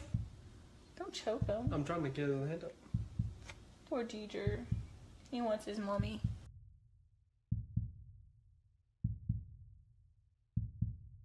I think that's about it. Today's Sunday. Chris ran at 6 o'clock in the morning on a Sunday on his day off. What'd you do, 5 miles? Well, come over. So, you know, it's amazing what you can do with Thrive and how it gives you the energy and mental clarity. How are you watching and you're sitting right here? I'm right here. Weirdo. So Chris has lost a significant amount of weight since you started Thrive. How much? 50 pounds. And he's in a medium. He went from a 2X to a medium. And that was before, most of it was before Duo. Oh yeah, all of it was. And Duo is new. So, you know, filling in those nutritional gaps, helping your body, you know, feed itself with the premium nutrition, helps your body crave less. You definitely eat healthier. We haven't changed our diet. As you see, we've eaten banana bun bread this week. We've had brownies. And, you know, I'm sneaking in candy corn here and there. So, it's amazing. Thrive has a lot of benefits for everybody. Go Chiefs. Who won that game a couple weeks ago? I believe the Steelers won that game, if I recollect. Love you, Jess. I'm waiting. She's a diehard Chief fan. Diehard. So if you guys want more information, if you are looking to try it, shoot me a message. If you're one of Chris's friends, shoot him a message and he can get you some more information as well. We have 2 spots left for either the cafe for free or your DFT, regular DFT. So shoot me a message. Thanks everyone for hopping on. I see a lot of my faves are on here. Nikki, I sent you a message. Amy, I saw your message. I'll respond back here in just a minute. Who else is on that I missed? Okay, so Amy's sending us some Steelers stuff. I gotta send her some money too. Thrive Forever. Yes, yes, it's amazing. So Christina just jumped on. Hi, Christina. Hey, I'm sending over Cece's smallest jersey for you to put on Coral. Tell DJ if he doesn't have a jersey for her, we're getting a Palomalu jersey. Palomalu jersey. Perfect size for Coral. It still fits Cece, so tight. So you better tell DJ he better hurry up and get her whatever jersey you guys like. So Amy, that's coming your way too because Cece's growing out of it. It's a Palomalu 12-month jersey, but it still fits her and she's a chunk. That's good luck jersey. It is a good luck jersey, so we haven't parted with it yet because it's good luck. So, does anyone have any questions that's new and would like? You can use credits today, so if you have Lavelle credits, you can use credits to buy the Duo, DFT Duo. So yeah, I think that's it. Anyone have any questions? twice. I forget what else I was gonna say. I want a cafe right now with my lifestyle mix though. All right. So McKenna will have plenty of time to wear it because it's you know how they're larger. They wear larger. So all right. So shoot me a message. I'm gonna go celebrate with a piece of banana nut bread. Just kidding. Maybe. So if you guys have, shoot me questions if you guys have any questions. Thanks for hopping on. Go Steelers. And talk to you guys soon. Hey, Christina, call us tonight about 6:30 our time. No, Eastern. 6:30 our time? Yeah, 6:30. We'll start the chant. Oh, girl, she's teeny tiny. It'll perfectly fit her. If Cece's wearing this now and she's in 3T, she'll totally be able to wear it for a while. It's just worn. It's definitely worn. Bella's worn it. Cece's worn it. It's our favorite jersey. So, anyone? Oh, that's what I wanted to say. Anyone is interested in earning over $1,300 in legit cash and bonuses, shoot me a message. Company offers a huge incentive. Perfect time for Christmas. So if you're ready to start, it's free. You can promote the company for free. You can be a customer for free. So shoot me a message. I'd love to help you. I'd love to give you at least the information so you can kind of decide what you want to do. You can thrive for free. We've been thriving for free for 20 months. So super, super awesome. So talk to you guys later. Hey, Jess. I saw you hop on. I think that's it. If I forget, I'll come back. We'll come back with Cece and Bella later, and we'll do the Here We Go Steelers chants because they love it. And Amy, we'll have to get you in, FaceTime in, and we can do it together. All right, guys. Have a wonderful day. Hey, beautiful. Deciding. Good morning. You're welcome to be seated.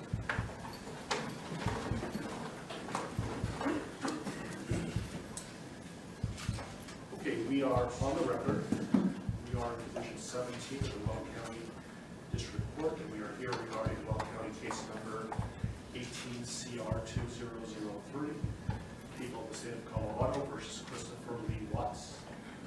My name is Marcelo Cuptown, a district court judge here in Weld County, and I will be the presiding judge in this case. If I could please have the lawyers identify themselves for the record, starting with the prosecution.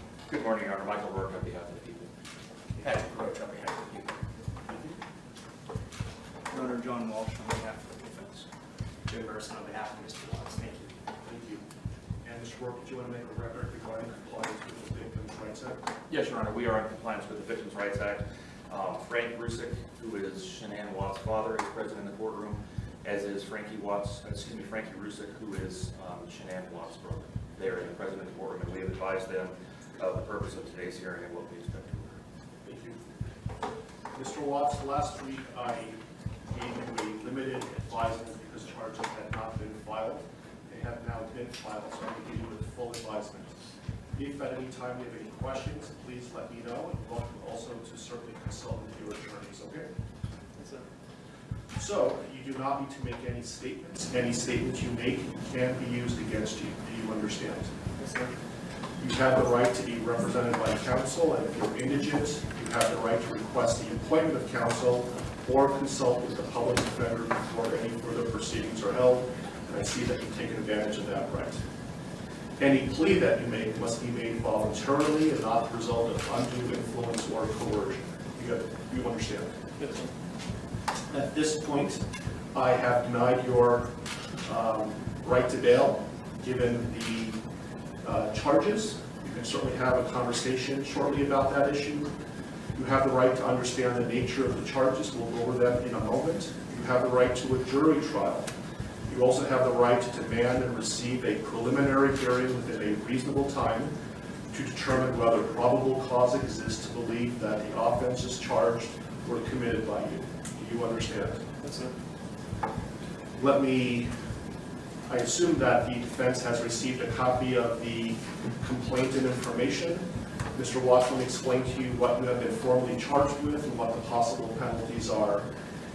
Count 1 alleges that on or about August 13th, 2018, Christopher Lee Watts unlawfully, feloniously, after deliberation, and with the intent to cause the death of a person other than himself, caused the death of Shanann Watts in violation of Colorado Revised Statutes 18-3-102, subsection 1, subsection 8, and that crime is classified as murder in the first degree, a class 1 felony. Do you understand?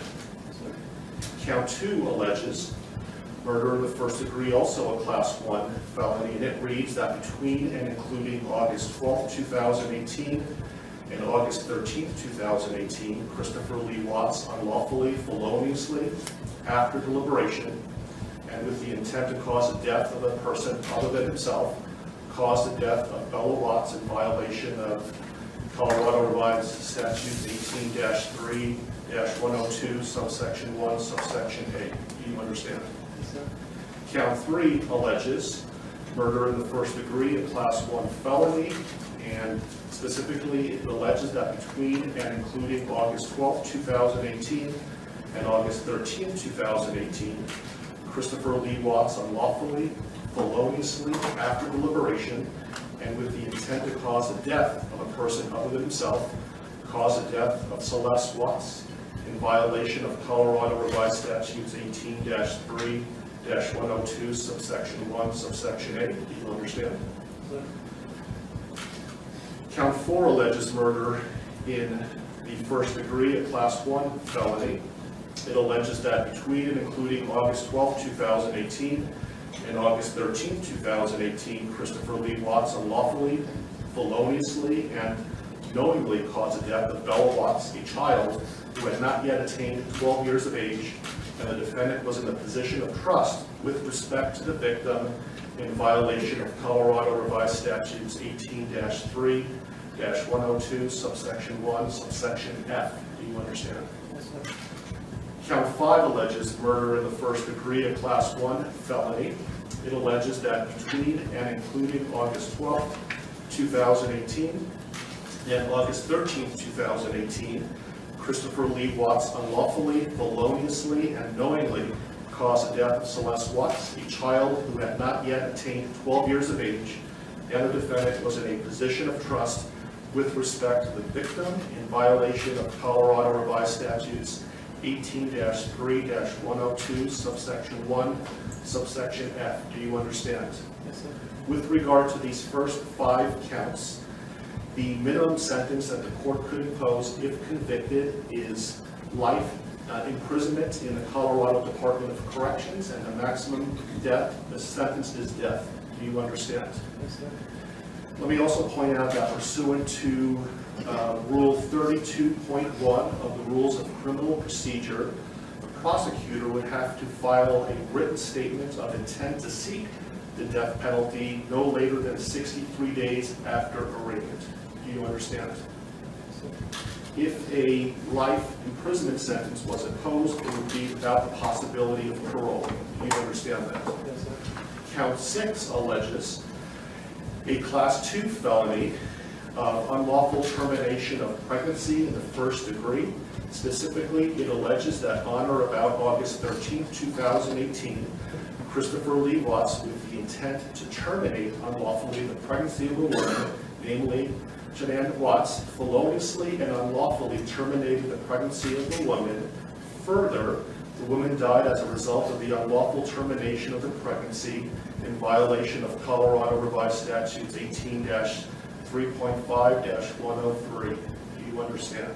Yes, sir.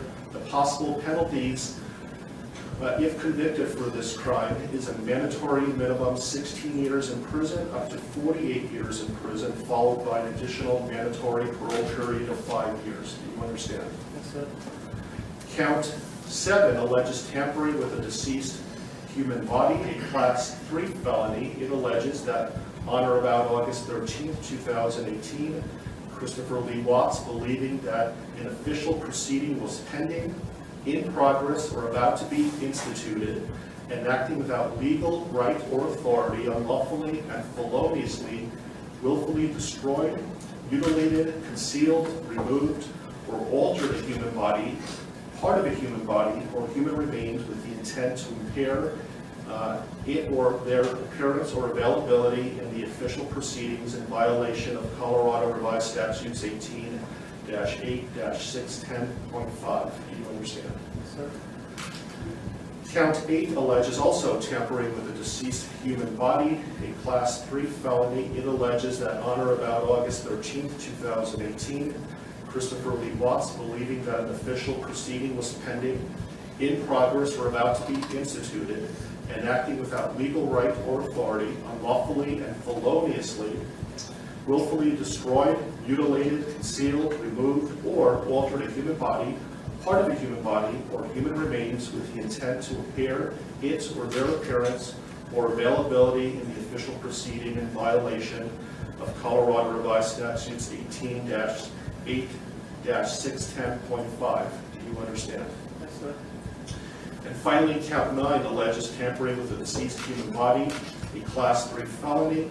It alleges that on or about August 13, 2018, Christopher Lee Watts, believing that an official proceeding was pending, in progress, or about to be instituted, and acting without legal right or authority, unlawfully and feloniously, willfully destroyed, mutilated, concealed, removed, or altered a human body, part of a human body, or human remains with the intent to impair its or their appearance or availability in the official proceeding in violation of Colorado Revised Statutes 18-8-610.5.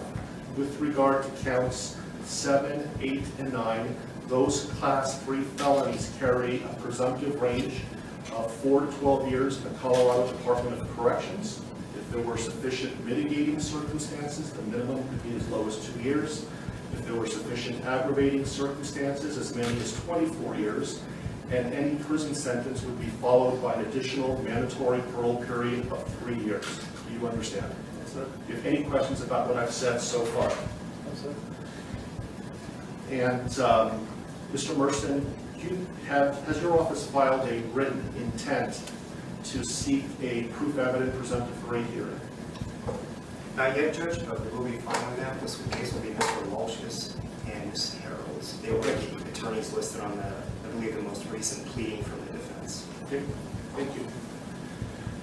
And I would point out, Mr. Watts, that the prosecution also indicated in the complainant information that these were acts of domestic violence. Do you understand that? Yes, sir. Okay, thank you. And so, Mr.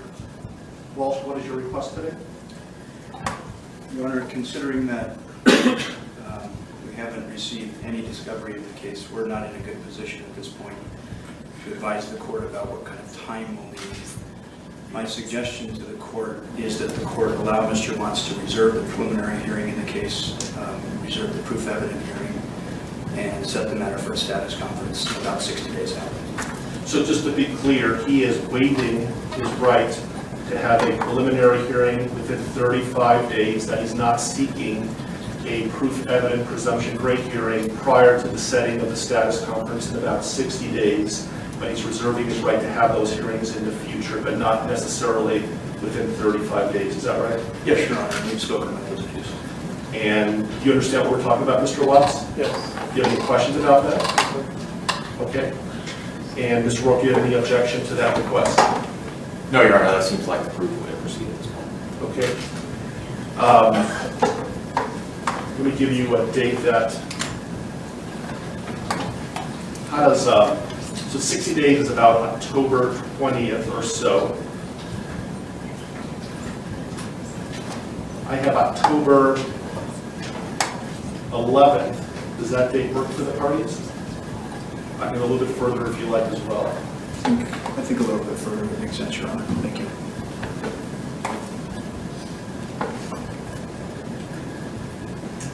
How about November 19th?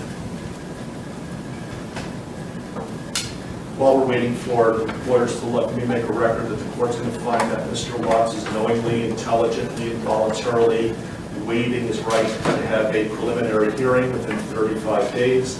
And while he has not asked for a proof evident presumption rate hearing yet, I'm told that he will, but he's not requesting that hearing prior to the status conference that we're setting today. Agreed? Yes. That date works fine with the defense, Your Honor. Thank you.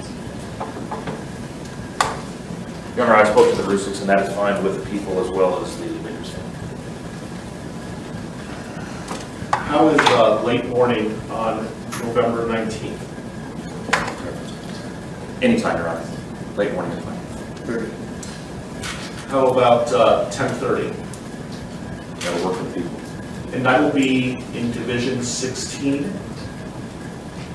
I apologize for the bouncing around of division, but my courtroom obviously is not big enough, and I will keep you updated on where the divisions are going to be, but the next court date will be in Division 16. Are there any other questions, comments, concerns, anything that we can address today before us recessing? I think there are a couple of things outstanding, Your Honor, and first I wanted to address one very ministerial point of clarification with respect to the standing decorum order that the court entered yesterday. By its terms, and when the court defines the applicable areas, that includes my office, specifically the boundaries of the district attorney's office. I just wanted to make a request for clarification that the terms of this order do not apply to the conduct that occurs within my office itself. Agreed. Thank you. Otherwise, I have provided a copy of this to the employees of my office, and we will be providing it to law enforcement after this hearing is fine. Thank you. I also intend on issuing a case management order later today, so be on the lookout for that. I don't know if the court has the desire at this point this morning to address a couple of the other outstanding motions that the Public Defender's Office has filed that we had entered or filed responses to. We have not addressed motions 2, 3, 5, and 7. And those are the defense motions 2, 3, 5, and 7. And for the record, our responses were C, D, E, and F. I don't have those motions in front of me, but I know that I issued a number of written orders yesterday. Did you receive those? I received written orders, but not as it relates to those 4, so perhaps they just haven't reached my desk yet. If they haven't yet, I will issue a written ruling. We'll be getting them shortly. But I issued a number of orders yesterday. Your Honor, does that include, I did get the order on motion 5 and motion 7. Does that include motions 2 and 3 then that the court would? Remind me what 2 and 3 are again? Motion 2 is the motion to allow confidential defense experts to be present for any testing. And we did have a bit of additional argument on that if the court wanted to hear it. Motion 3 is a motion for a protective order. I prefer they put it in writing, and then I'll issue a written order with regard to that. Is that something that's time sensitive? I think it could be, Your Honor. I can't speak for the district attorney, but it could be. I can tell the court, understanding what Mr. Walsh is referring to in motion number 2, it is not something that is going to occur in the next day or 2, so it's not time sensitive in that respect. So you'll be received, if you want to put something in writing, you're welcome to, and I will issue a written order in a timely manner. Does the court want to give us a deadline for that? Sure. When would you like to file a response? I can have it done in a day or 2. Okay. And so do you have control, Mr. Warren, as to when the testing is going to occur? Absolutely. I can certainly make clear to our forensic agents that pending the litigation or the receipt of a court order on this, that we will not do any forensic testing. That'd be great. So did you want to have time to file a reply to the response? If necessary, if I could have 3 business days to file a response to whatever Mr. Walsh files in the next couple of days, I would appreciate that.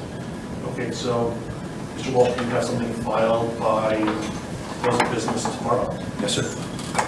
Okay, so close of business on Monday, Mr. Warren? Yes, sir. Then I'll have something to the parties by midweek next week. Thank you.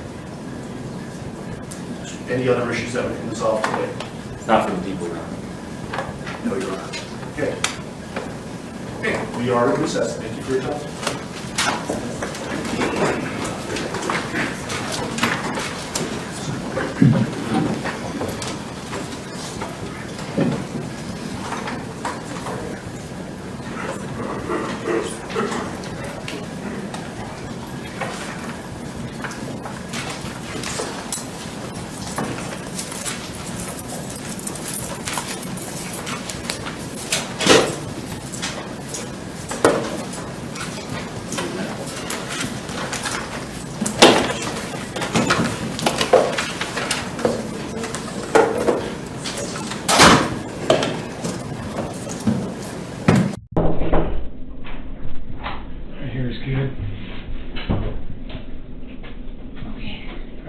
I'll be right back, all right? I'm just going to get Tammy so she can introduce herself, all right? Okay. Be right back.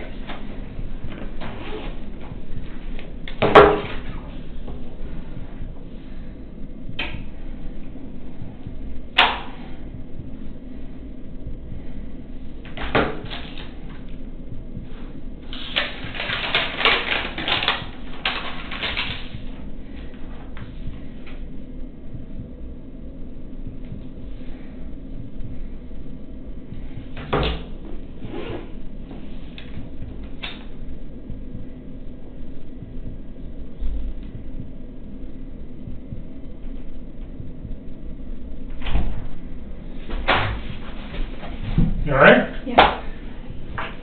These rooms are recorded. Okay. So anything saying here is subject to recording, just so you know. Okay. And you said on your text that you might have remembered some more stuff. Yeah. So let's do your phones first. I need to.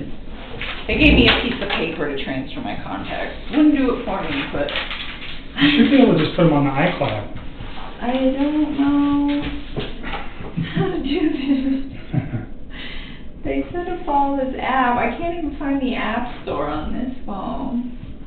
Is it Android? Yeah. So strange. I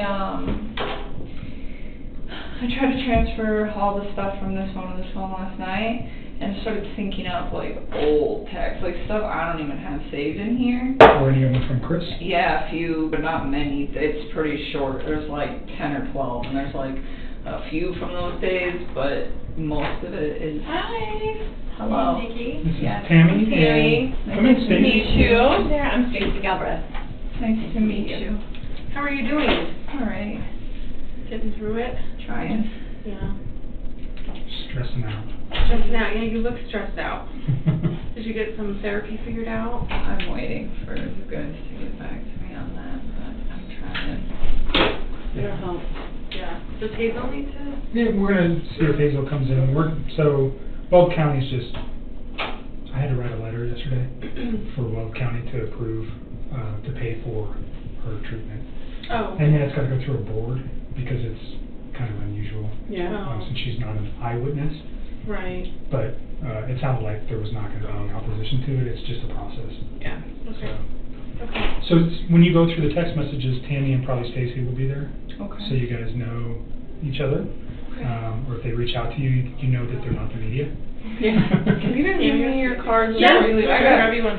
Okay. I just Thank and now you. with this new phone, it's like I got so many numbers that I'm sure I can So- figure out who they are. But I need to just deal with that. Like if you guys can help me get all of my contacts from this phone to So I can get a tech guy maybe to help me because I'm bad at it He gave too. me instructions So on this it. is your old phone? This is the one that I use for communication. This is the one that's going to you guys. Okay. This one's mine This now. is nicer. I know. iPhones suck. I'm I kind know. of relieved to have this back. Okay, so you want to move contacts from there to there. That's all I want to do. Once you guys do that, then you guys can have this phone. I mean, he gave me a way to do it, so I think I need to connect to Wi-Fi, and then I need to download this app, and then I think once I download it, I can sync it up. And I need to just download the app on both phones. So let me get a guy who knows about Wi-Fi. Is your password still 653038? Yeah, that hasn't changed. So that's going to be that one. And which one is getting all the new text messages? Your new phone? I've only got a few, and they're like, now I get what you're saying, like they're out of order, they're scrambled, they're missing. They don't make sense. I got super excited when I saw them because I was like, maybe it'll be all of them, but it's not. So maybe what I'll ask, we have a device that maybe we can download that too. This one too? Sorry. I mean, I don't know if that'll work, but we can try it. Here's Yay. mine. Thank you. Hers. Thank you. And then Kevin knows how to get a hold of us after hours, and then I'm going to do that too. I I'm gonna go appreciate get that. I'll be right back. Okay. I'll need him to help me with these Oh, phones. okay. Are you giving her a spare phone? Is that what She you has her own spare phone, but when she linked her accounts, a bunch of messages between her and Chris were recovered on her new phone. Oh, okay. So I'm gonna have to probably just sell Red right now Oh, okay. on her new phone, so we don't have to take all our phones. Yeah, no doubt. Are you good here for a bit? Okay. Do you want some water or anything? Please. Okay.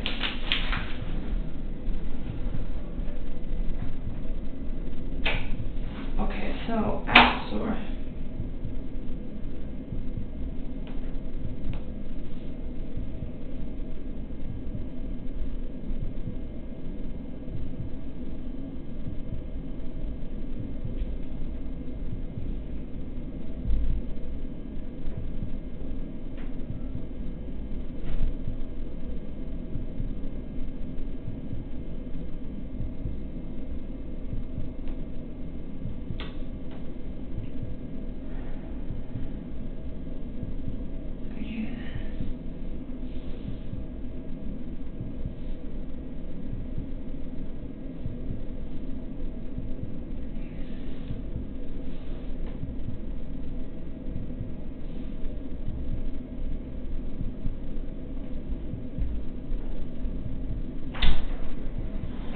Thank you. Water. Appreciate it. Anything else? I think I'm Okay, they'll be in here in just a few minutes, okay? Thank you.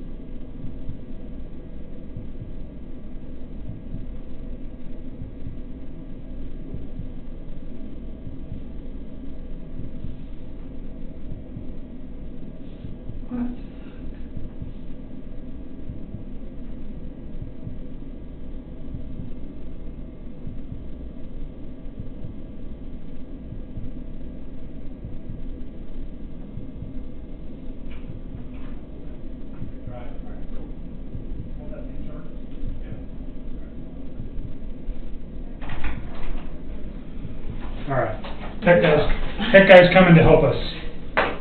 I would do it myself, but it's like there's so many different, I haven't used this phone in years. Okay. Like right now, So it's not very new? This is old. Okay. I haven't used this since like 2016. And so all these numbers on here are numbers of people I've gotten since then. What I don't want is with like the media and all this other stuff going on, is have a phone just full of unknown contacts. Sure, I get it. Like, So he's going to come over and turn your Wi-Fi on and figure out how to move. all of that. He knows Okay, I'll just about let him this. do that. I give up. Okay. So your phone this time, do you have any objections to us looking at everything in your phone? Why do you guys need that? I'm just curious. Like, why do you need everything as opposed to just stuff So when- being there? Well, because it's easier to get it. And if we're looking at all the material, let's say I take everything off your phone, I can put a date in, like let's say August 10th through the 15th, because those are critical days. But other conversations between you and Chris, or other text messages between you and Chris from June or July, then it makes it harder for me to find all those. Do you understand what I mean? It's easier for them to just take everything. I don't know. Are they? Yeah, I mean, except for when I first met him and it was his APC thing. Okay, and then what about your phone log? It's always his 910 It's the same number. number all the time. Right. Like And it's then always that one, or originally was his. We talked about your GPS locating, like knowing where your phone is Yeah. at certain I times. mean, you guys can have all that. I just was like, oh my god, I have so many texts on here between me and all my friends. I'm like, do they really want all this stuff? Well, is there anything in those texts that you'd be concerned with? Not really. So, well, not really, or yes or no? No, I mean, like, the other day, my dad and I just had to do some damage control because a lot of people were like, hey, please call me, I don't know what to say. And I just told them all, like, I didn't say anything. I pretty much just said, if mediators contact you, tell them no comment. It's like, please be nice to them. It's like, you do not need to talk to them. It was like, I'm safe, I'm not in trouble, I've been breaking laws. And it was just like, just send your love and support. And that was all I said to people. So did that prompt all the phone calls of people going, No, are you okay? they were prompting me. All right. And That that's is when why I did that, because I didn't even want to like say that, but I was getting all sorts of texts from people that were like, media's trying to contact me, I don't know what to do. I didn't tell them that I was a witness, I didn't tell them anything about that. It was just like, just say no comment, I need you to do this. Okay. And then a couple of my like super close friends, I asked them if they would be courteous enough to take all the pictures that we had of each other off Facebook and social media, and they said yes, and that was like a couple of really close friends. Is there any text messages between you and friends that reference anything that would be concerning regarding this case? No. Like talking about Chris? I think you've told me that you've never even really talked with My friends about him. No, and like my friend's dad died last night, like yesterday. I'm not worried about that. No, I know, but she started like, oh my god, she was really drunk last night. She started like freaking out. She's like, I don't know what's going on in your life. She's like, I don't know if it pertains to this case. And she like just sent me like a screenshot of a news article of that case, and she was just like, she's like, what about conversations? Remember I didn't mention that it had anything to do with that. She's like, I don't know if that's what it is. He works at Anadarko. She's like, I really don't give a shit. She's like, I just really need you to be here with me and my dad and this and this and this. And she was just kind of upset because I had asked her to please say no comment to the media, and it happened to be like right when her dad died, and I think she was feeling a little like, yeah, but I mean, you guys can read this. There's nothing in there of me actually saying anything about it. I just told What's your phone number on that phone? 720. It's the same phone number that's on this one.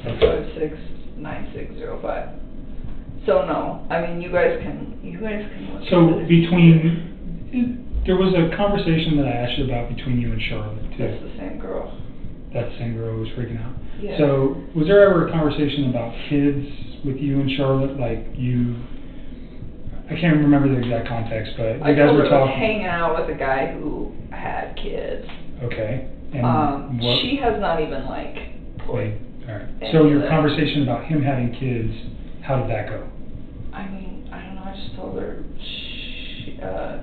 Is it still? Did you delete that, or is it still? No, I don't know. I have no reason to delete anything else on my phone. And the Okay. reason I deleted all this stuff with Chris is because he was making me feel really uncomfortable, and I didn't want to see it in my phone anymore. Okay. Yeah, let me scroll all the way back here. Man, this girl talk a lot. No, she is like... So let's just, while we're here, because we talked about this before, but we didn't talk about the specific context of what that message said regarding to children. So obviously, in the situation that we're looking at now with the death of 2 children and all the other circumstantial stuff going around in the case, I just want to make sure there was no comments ever made by you regarding, you know, children or dislike of children or love of children, either way. You know what I mean? Oh, yeah, I guess. Let me find it. I think this is where this starts.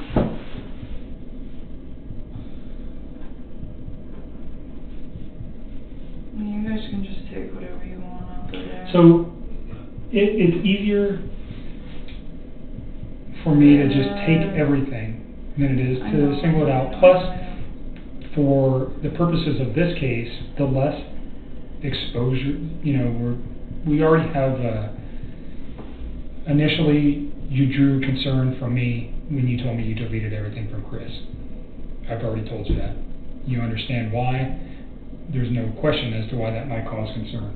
So if there's anything else that ever comes up, I have it, and then we can just discuss it. Do you understand what I mean? All right.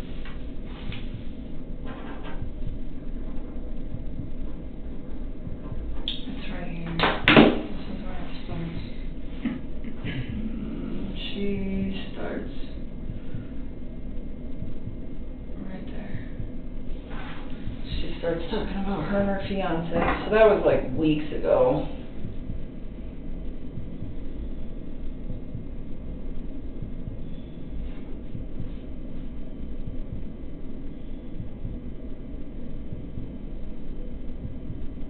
And she hasn't brought it up since, really, or like connected the dots, or like said shit. I mean, you guys can look through all those texts.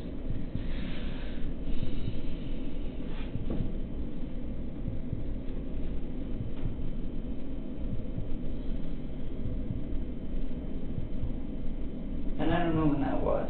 That was definitely when things were going good. So this is like weeks prior, I'm just assuming. I think the date is at the top of whenever we started texting that day. It looks, this is We talk a lot. August 7th. Yeah. So I reference everything to Sunday the 12th.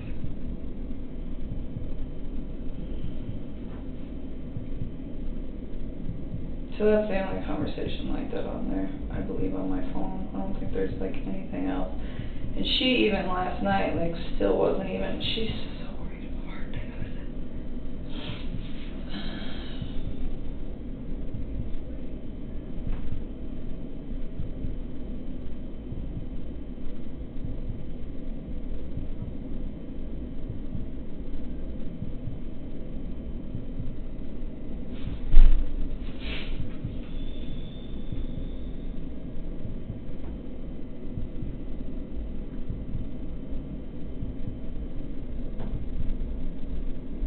Other than that, there shouldn't really be anything on with other people. But you guys can just pull everything off that phone if you As long want. as you're okay with that, that's would be I mean, my if that preference. makes your life easier. It's not just about making it easier, it's just less. So if there's any question, like I told you before, like the 2 girls you just met did a lot of interviews in this case. They've done a lot of work. They may know things that I don't. There's no way we can all know everything. So they might go, oh, because somebody else is the one who told me about Charlotte and this message. So I've never read this. Well, that's probably why. Potentially, I'm assuming that that's Yeah. what that is. Because I said his name. And I don't even think she's put 2 and 2 together. Because last night, it was just like the way she was talking. She wasn't like, this is him, this is it. She was like, I don't know what's going on.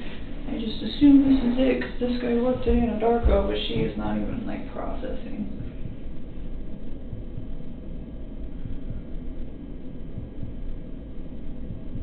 What is occurring?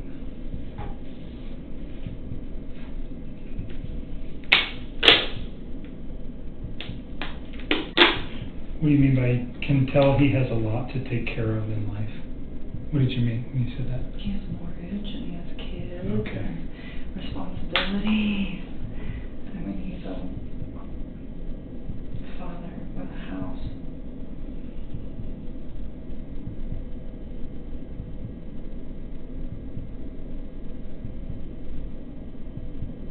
You're even saying in here he's all about his kids.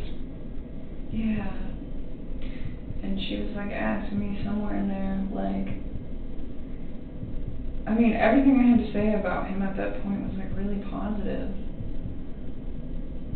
Like, I think I made it clear that I wasn't like 100% sure this was like the man of my dreams and I was going to spend the rest of my life with him or anything, but I was enjoying the time that I was spending with him at that point. You're referencing that he has 2 kids and then you don't like that because you want to have that experience with somebody else? Is that what? I just said I wasn't sure if he was the one that I wanted to be with because he had already like done everything. Okay. Like I was like, it would be really nice to kind of like have kids and have my own marriage and all of that stuff. That was never anything I conveyed to him.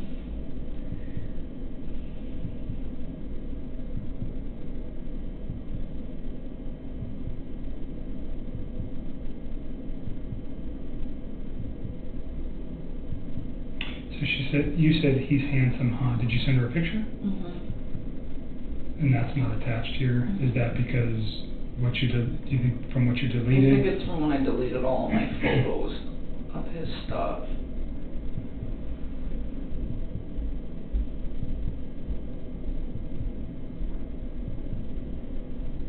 He's kind of short.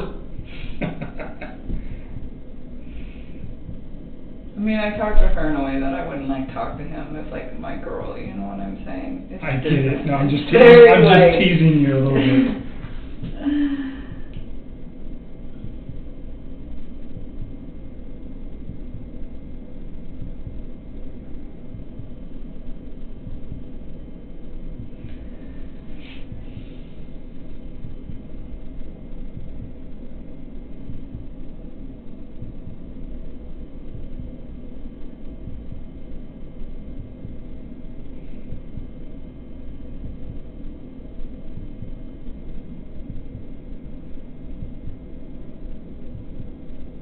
So now you're just talking about shoes and other stuff.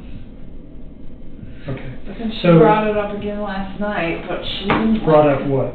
that Chris? case, but she didn't like connect the dots. She was like freaking out, like her dad just died. And she was really upset. She wanted me to come see her on Saturday because it's his wedding. So unexpected.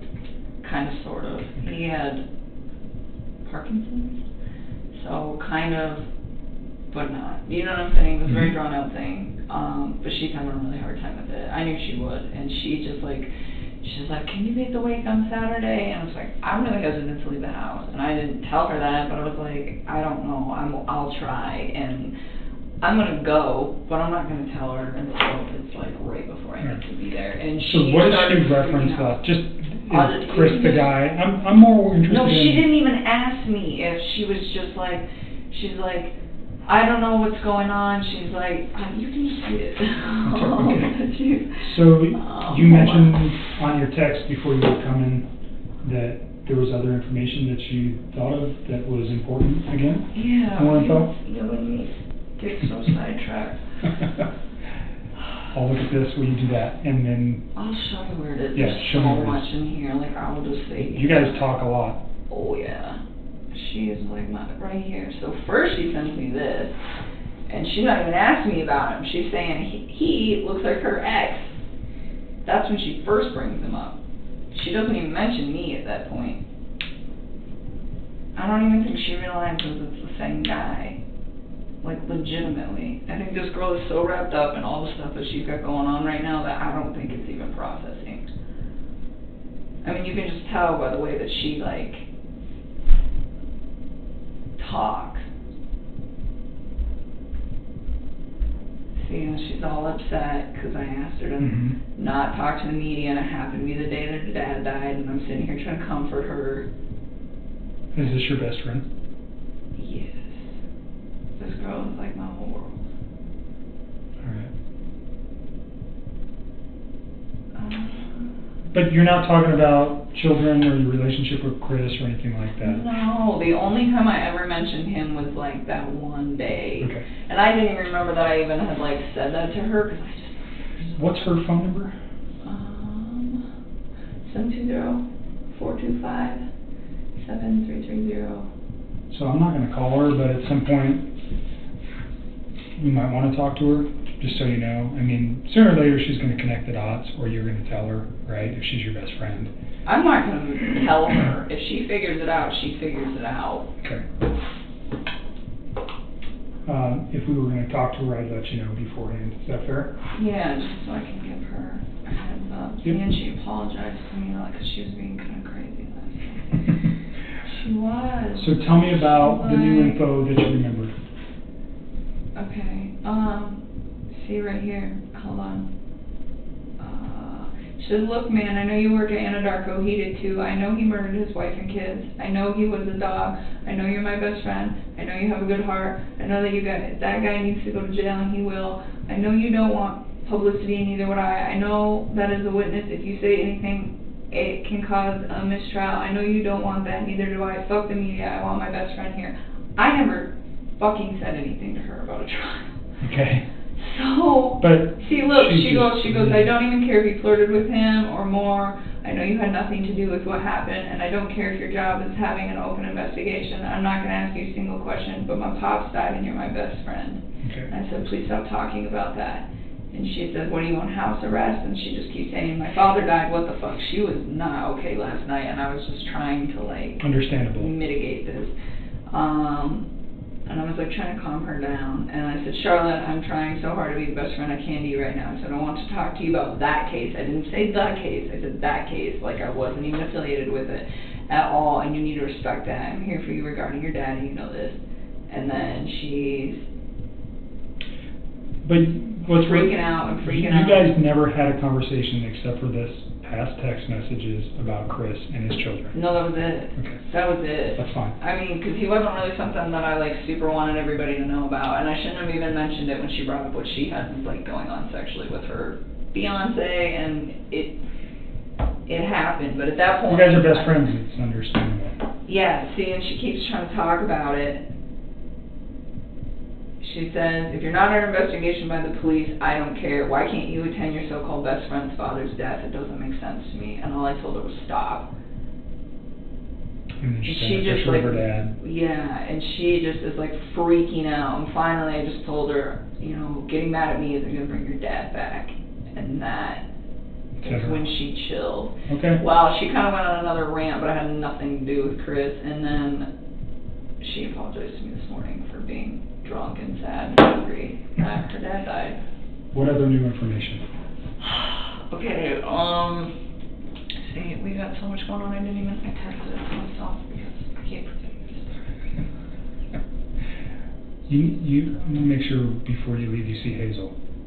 You need to get some help. I know, I've been asking. Oh, so he was talking for a few weeks, like he mentioned, give me a time frame. Okay. So he went to North Carolina. When he came back from North Carolina, I was informed sometime either when he was on the trip or when he was like getting back, but in that area, that they filed for divorce and that they were gonna put the house up and for sale, and he was like, she's the one that called the realtor. Because he told me that he had spoke to her when he was in North Carolina about it, and then the next day, she was the one who called the realtor. When you say she, Shanann? Yes. And when you say, the time frame they came back from North Carolina, you don't remember the specific dates, but it was like the first or second week of August? Yeah, I think I told you guys when they left. I think he left on Tuesday the 31st of July. I do remember you saying that. And I don't remember when he came home. I really don't. I don't remember if it was like. So is this a phone conversation or is this a text conversation? No, this happened over the phone, and he told me that, that was when I had said, hey, when you go to North Carolina, I really think you should try to fix things with your wife, and he kept asking, well, what about us? And I was trying to kind of take a step back and see if he would fix things before attempting to pursue things with me, because I wanted to know that if all of these things he's saying, like, yes, we're getting separated, and yes, you know, all of these things that he's saying are happening, I wanted to know that it was like, you were doing this like you said you were prior to me coming in your life, and it had nothing to do with me, you know. And so for me, it was like, I really wanted them to fix it. I would have just left the situation. So tell me why Shanann calling a realtor and him mentioning that they were going to be divorced. Why do you think it's important? Because, so after that, he was like, she's the one who called the realtor. And I remember, I was like, damn, that was fast. Because I knew he told me, like, we were going to put the house up, but they said, he was like, we didn't know how much to offer for it, and we were kind of trying to find somebody. And it, like, so for the first few weeks that I hung out with him, he kind of, like, dragged his feet on, hey, this is happening. And then after North Carolina, he's like, yeah, she wants to put the house up. She's the one that called the realtor. And I was, like, kind of taken back, not necessarily at the speed of it, given how long he said that they'd been separating, but the fact that she did it, like, the day after he supposedly sat down and had a conversation with her about, hey, do we fix this or do we not fix this relationship? So do you remember how many days she was back in Colorado before leaving? Mm-mm. Do you know that? Because I don't remember when they got home. Right. I don't. I'm just trying to get your memory jogged there on that. But so this was, they get home, he had told you in North Carolina that they agreed to and they're finalized their relationship. Yeah. They get home and she immediately wants to sell the house. Yes. And then, so, I mean, I started thinking, okay, well, I know in Colorado houses sell very fast here. So I was like, what's your plan? You know, and I was like, because you might want to be prepared. And I remember that's when the whole concept came up of, you probably need to start looking for a new place pretty quick. And that was when he was kind of overwhelmed with it, and I told him, I was like, look, like, I just moved a few months ago. And I was like, to find a place that was comfortable for me, it was like, it took, like, a lot of research. And that's when I offered to help. I was like, I'll help you. And he seemed pretty gung-ho about it for, like, the first week. And he seemed very grateful, and I was putting in work on it, and I was like calling him and kind of letting him know about places, and there really wasn't that many options in Brighton. I found one. I actually texted it to myself before I texted it to him, because I still have that in my phone too, because I found it and it was great, but it was like right at the beginning of my search, and I was like, I don't want to inundate him. So you said a week. You think you worked on that for a week?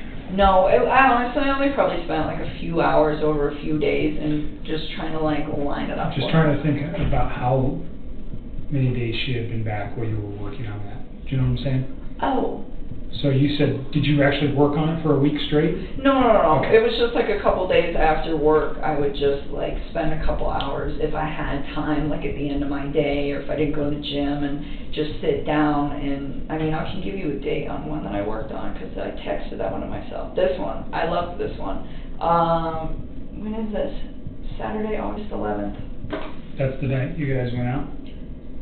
Yeah. To the lazy dog. Yes. Or the two lazy dogs. Yes. All right. What else? Yeah, so the reason that this is important is because he, like, up to that point, seemed like he was all about it, you know, and I was respecting him. I wasn't like, oh, you need to get this, you need to get that. I was like, what city do you want to live in? What side of town is she staying in? You know, how close do you want to be to work? How close do you want to be to your kids? I mean, I asked him everything. I just wanted him to have something that was accommodating for his whole family. and he told me that she was probably going to stay in the Frederick area, but he never said for sure.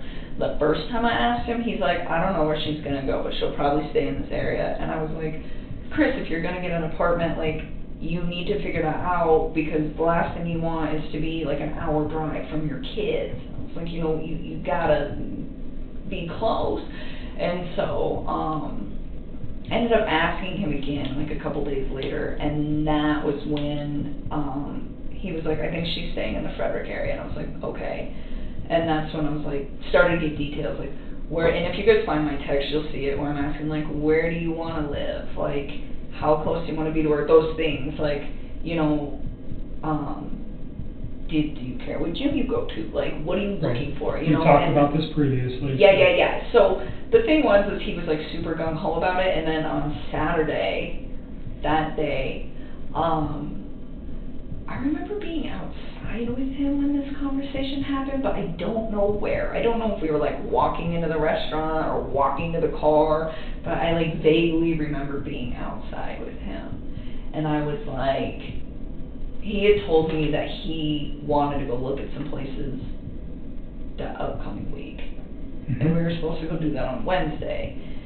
And I was like, I asked him, I was like, what places do you want to go see? And I was like, did you really like that place that I showed you? Because it was just like super convenient for everything. And I had a little playground and I had a pool. Like, it would have been awesome for his kids. And it was cheap. And so, and it was like close to Frederick. It was like, it was close to the gym. It was close to work. It was close to me. It was close to everything. And it was in Brighton, which is what he wanted. And so, I was like, did you want to go check that place out? And he's like, yeah, I guess. And he like didn't seem sure anymore. And that was the part that I wanted to tell you. I just figured I'd give you all the backstory. Sure. So he's not sure about the particular apartment or about even leaving? So he told me that he looked at it and he told me that he thought it was nice, but it didn't really seem like his interest was that piqued. And I was like, well, did you find anything that you really wanted to look at?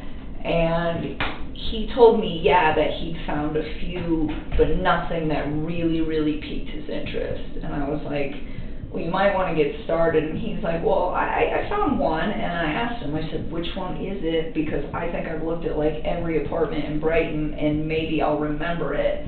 And he's like, I don't know, I don't remember the name of it. And he kind of just like disregarded it.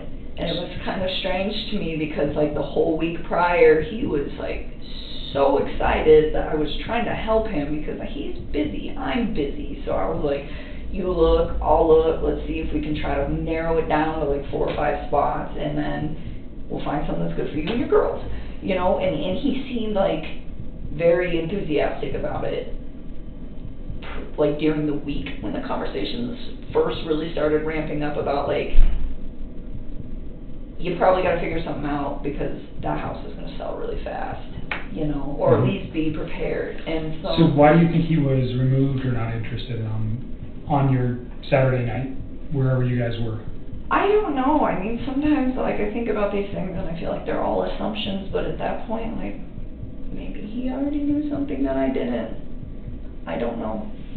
But it was just a complete mood change where he just didn't even seem that interested. And I was like, okay. And I was like, well, we don't have to do that on Wednesday if you don't want to. And he's like, no, I know I need to get it done. And I was like, all right. Okay. You know, because I wasn't going to like force him to do it. If he doesn't want to do it, don't do it. Just say no, you know. And I was like, and for me, I was like, I was just offering to help because it's like, I know what a tedious task it is trying to find a new place to live. Right. What else? Any other new info? That part where he was just like really unplugged on Saturday, and then there was something else that went with that. Let me just think for a minute. It was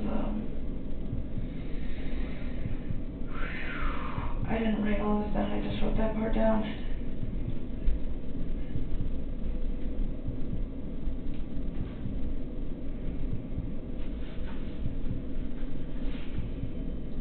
I can't believe I can't remember all this stuff. Yeah, you remember so much stuff already. Slowly comes to me all the time. Well, some of this stuff is just things that you would never think about. And now that I'm like hindsight's 20/20, and I'm Right. like starting to go back. There was something else that happened on Saturday that had to do with all of this. Think about it for a minute. I'm going to see if my tech guy has his Do that. equipment Do charged, that. and we'll get your phone taken care of. Okay. So again, I'm going to have you sign this voluntary consent. Yep. It's the same thing that you signed in Thornton, saying that, you know, I didn't threaten you, intimidate you. You have a right to say no. I want you to read the document again. We're going to take your phone. We're going to use a program called Celebrate. If you go to your phone store, that's what they use. Sometimes they used to do this. They used to move your stuff back and forth. It's the same thing. They're going to take that information, and then an examiner who is skilled in looking at cell phone data is going to look at it to try to recover the deleted material that we're after. I hope So, that they can get the it. deleted material is what I'm after. I obviously. know it is. I feel so bad that I did that. I didn't even, honestly, like, that's not even what I was thinking about. I was just so, did not want, like, any presence from him. So you're okay with us doing Just everything? take the whole phone. Awesome. Just take it. Because I feel like we've been trying I'm to going do to this, put like, all data on here just yeah, for just ease, take what okay? you need, So you read know? that and make sure you sign it, that you understand that we're going to take all the data. Once I have all that stuff, I'll get your phone back to you. That's okay. I mean, I'm not even going to use it anymore. I'm going to just use this. Okay. I'm going to still get it back to you as soon as we're done. Okay. All right. So next week sometime maybe. Okay. Or the week after or something like, somewhere in that time frame, okay? Okay. All right. Relax for a minute. I'll be back in a sec.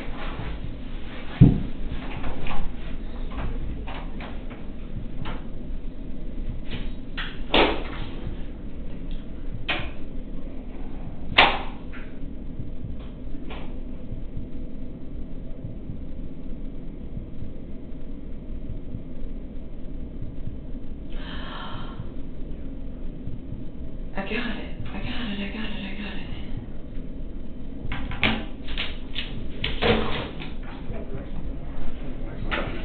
I remembered, by the way.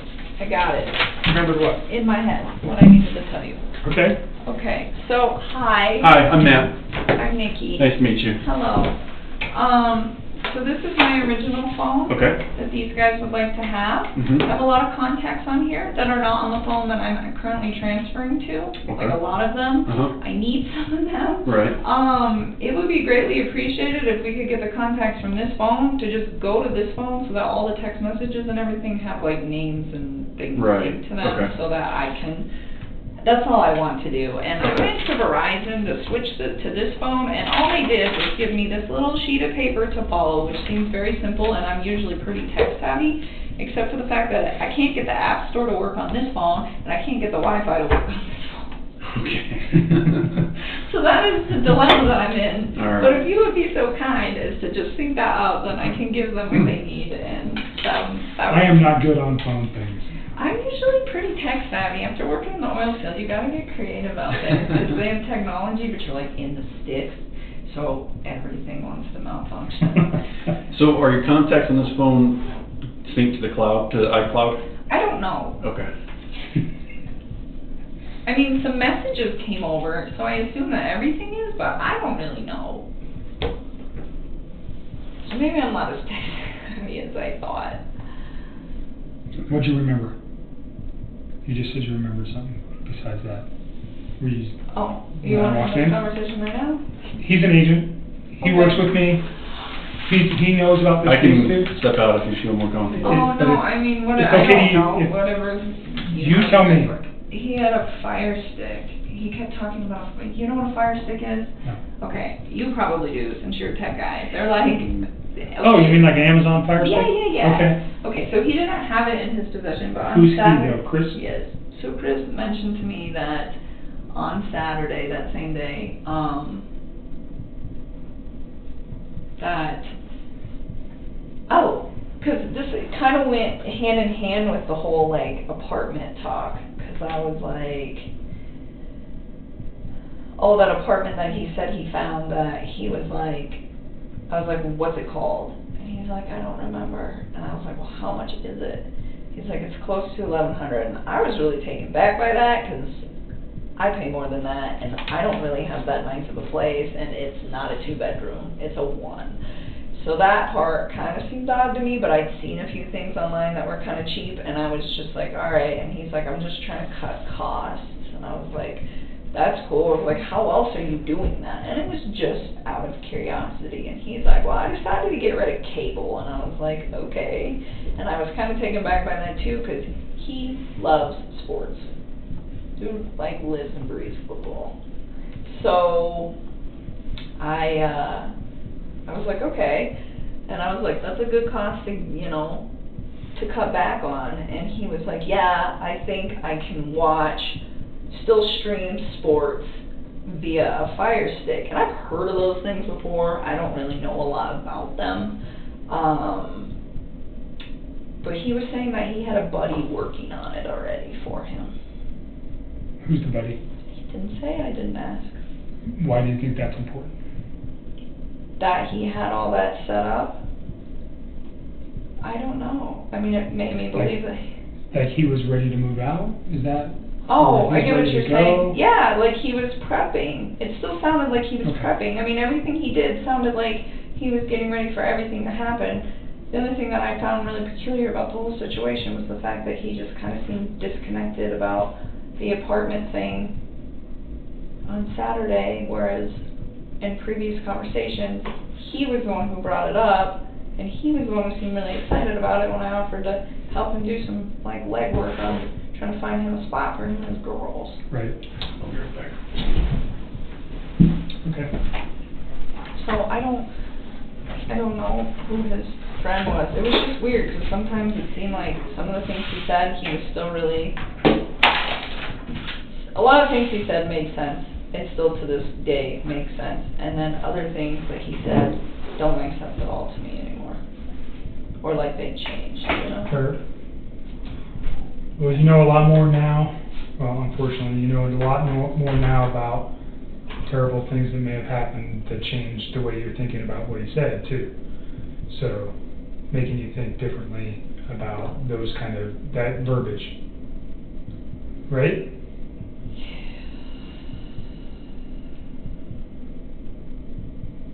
Definitely. Okay. So, I think we've talked a lot about a lot of different things.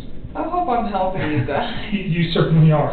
I hope so, because I don't like having this stuff on the top of my head. It's so hard, and so many days I can tell that my mind is trying to like block it all out right now, and I think it's almost like a subliminal like coping mechanism, and I'm trying not to. I'm trying to like think about it so that I can help you guys, and that's why So why don't you give yourself a break for a day or two and just live a normal life. Stop thinking about this stuff for a day or two and then revisit it. Maybe that'll help you because you look like you're tired again. I lost my job yesterday, so that's where that comes from. You lost your job with the geosciences place as well? Okay, sorry to hear that. I think you mentioned with your skill set though, you should be easily employable in another locale. I don't know.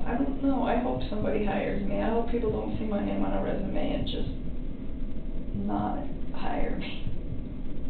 Well, your name hasn't even made it in the papers yet. Not yet. So, remember you said that you had some locations you could go out of state? Maybe, yeah. I don't know if that's what you're thinking or whatever is going to work for you. Yeah, I'm thinking a lot about all of that. It's just a matter of timing and trying to figure out when to do it. Hesitant to do it all too soon and then have to do it all over again. Tell me the name of the geosciences company. I forget. Tasman. Tasman, that's right. I think I was just so bummed because they told me that they would keep me, and then they called me back and let me go, and I was just like, man. So did they essentially fire you, for lack of a better term? And that was yesterday? Yeah. They said they let me go because they hired me to do a contract job, and now that contract was over. It was unfortunate because Anadarko actually offered to pay me for a while, and Tasman said no. So I just wish they would have been honest with me in the first place, but it is what it is. So now you're out looking for a job too? I haven't even started doing that. It's not even like a priority to me at this point, but it will get dealt with. So yeah, so I need Hazel to help me out with his lease and sell my truck and change my entire life, and hopefully somebody somewhere will give me a decent job and give me a chance and not judge for all of this whole disaster. So that's why it's... You said Hazel was helping you out with some of your lease stuff. All right. So yeah. When we're here, I think she usually comes in the afternoon today. So we'll check with her. Hey, I think Matt just went the other way looking for me, but he'll come back eventually. Awesome. So you must want this for something. Probably gonna charge my phone. I didn't charge the last thing I charged. This one? Yeah. Here. What's this? Oh, this is the Verizon call logs?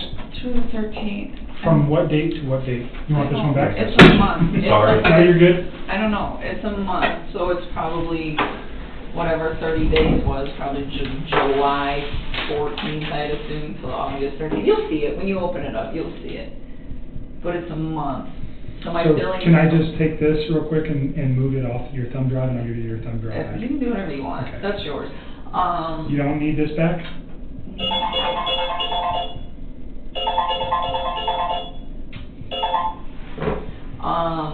No. I mean, you can give it back if you want. Yeah, I'll just go download this to my computer real quick. I think, so it's a month. It ends on the 13th, and that's why I was saying, when they bill me next month, then I can give you the 14th and past that.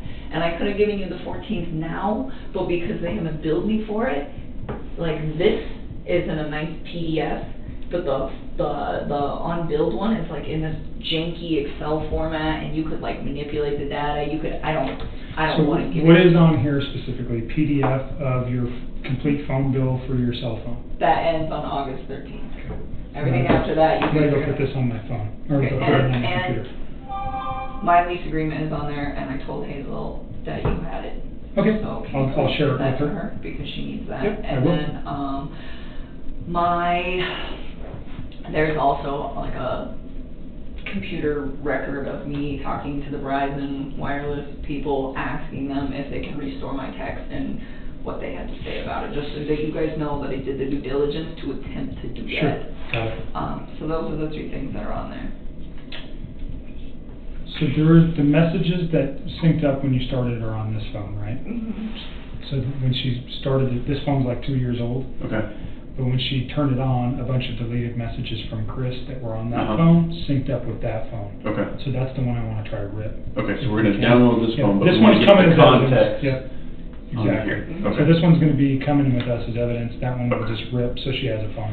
Okay. I need you to log into Google. I was trying to figure this out. I don't know. Oh, okay. That might be an issue. I know. I mean, if you guys really can't do it, I'm just trying to Well, go through and figure out who is. there's another way we can do it, or we can try. Man, I'm usually really good about passwords, but this one,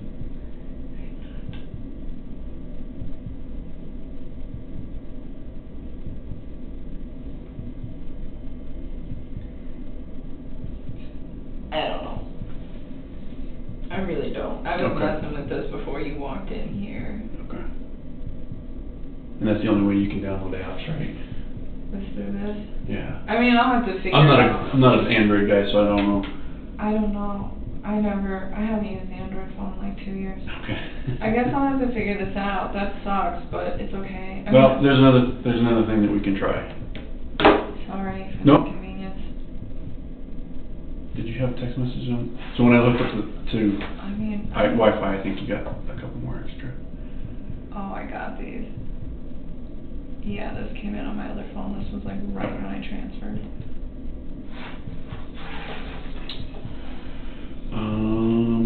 So I think your contacts should be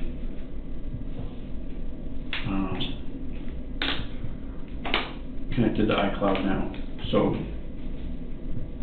shouldn't lose them. And we can try and use the machine that we used to download the phones can also transfer. That'd be I've never done that, so I don't know how it's gonna work, but we're gonna give it a shot. Okay, that would be so nice, because I was looking at these messages, and I was like, oh my god, like, don't know. Right. I mean, again, I'm sure I could figure it out pretty quick if I read the text. Look at them. Yeah. They're all different. Okay. And so you would just save me a lot of time and stress. Okay, and then we're keeping this one. Yes. Downloading it and giving it back. Yeah, and then this one, I think he only needs one number off of, and that one you guys are taking everything. Okay, but we're keeping this phone, right? Yeah. Okay. That's yours. Okay. Thanks. Alright, let me go see if I can transfer the contacts. Do you want the wall charger that goes with it? I'll just put it here so I don't forget it, but I don't need it right now. I will be right back. Or in a little bit.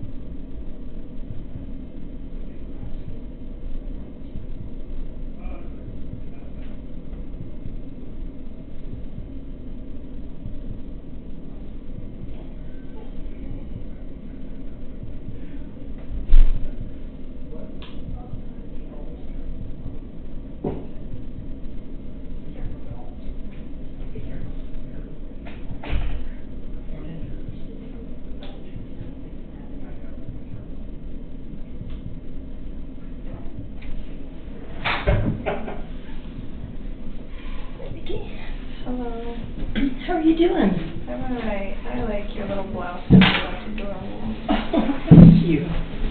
Thank you. So, I don't take much time. I just want to say hello. Oh, how you doing? I'm alright. I don't believe you. I'm gonna step out. Okay. I have that now. I have the lease. I'll give it to Hazel. Okay. Did he get your phones taken care of? I don't know. He took them both. He All right. said he was gonna try. I'll step out for a few minutes. Okay. Give you guys a few seconds. All right. If you remember anything else, we'll talk before you leave. All right. Hazel said she knew that you had been fired, so maybe get some advice on that too, about potentially leaving here and starting anew somewhere else. Probably is a good thing. All right. I'll be back in a few. Okay, thank you. So, I know Anadarko fired the other company as well? Yeah, well, Anadarko just terminated my contract. I mean, I don't blame them. That's just not a good place to be. Yeah. But they were concerned, and they offered to pay for like a few weeks.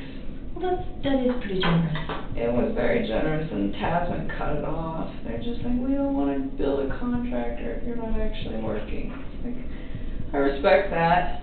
You know, I don't know. I think it's kind of disappointing because they told me, you know, I informed them of the situation, and then they contacted me like a day later, and they said, oh, you're good, don't worry about it. And then they contacted me the day after and pretty much just let me go. And it's like, just be honest. So did he give you another job or another appointment? They would have had to have. And I kind of had a solution for that situation too, but they didn't seem like they were all about it. So, I mean, it is what it is. I've only been working with them for like 4 months. They don't really know me that well. That's Tasman? And so are they saying that your contract with them is also terminated, or that you just aren't working in Anadarko anymore and they'll find you another position? They told me originally that if I wasn't going to work in Anadarko, they'd find another place to put me. And then they came back yesterday night and said, since you're not, we hired you for the contract with Anadarko, and since your contract with them was terminated, we're letting you go. Okay. Did you call the person whose name that gave you a head? No. Daily? I've spent all day trying to do stuff for these guys, Yeah. so I haven't had a chance. I think it might be helpful just to talk to him and see what he has to say about it, and see if there's any, you know, he'll probably ask you what your contract with them was and ask you for some more details, and see if there's any way that legally he can help you out, or if he can create some sort of mediation or something like that, or at the very least negotiate a positive referral to another agency or something.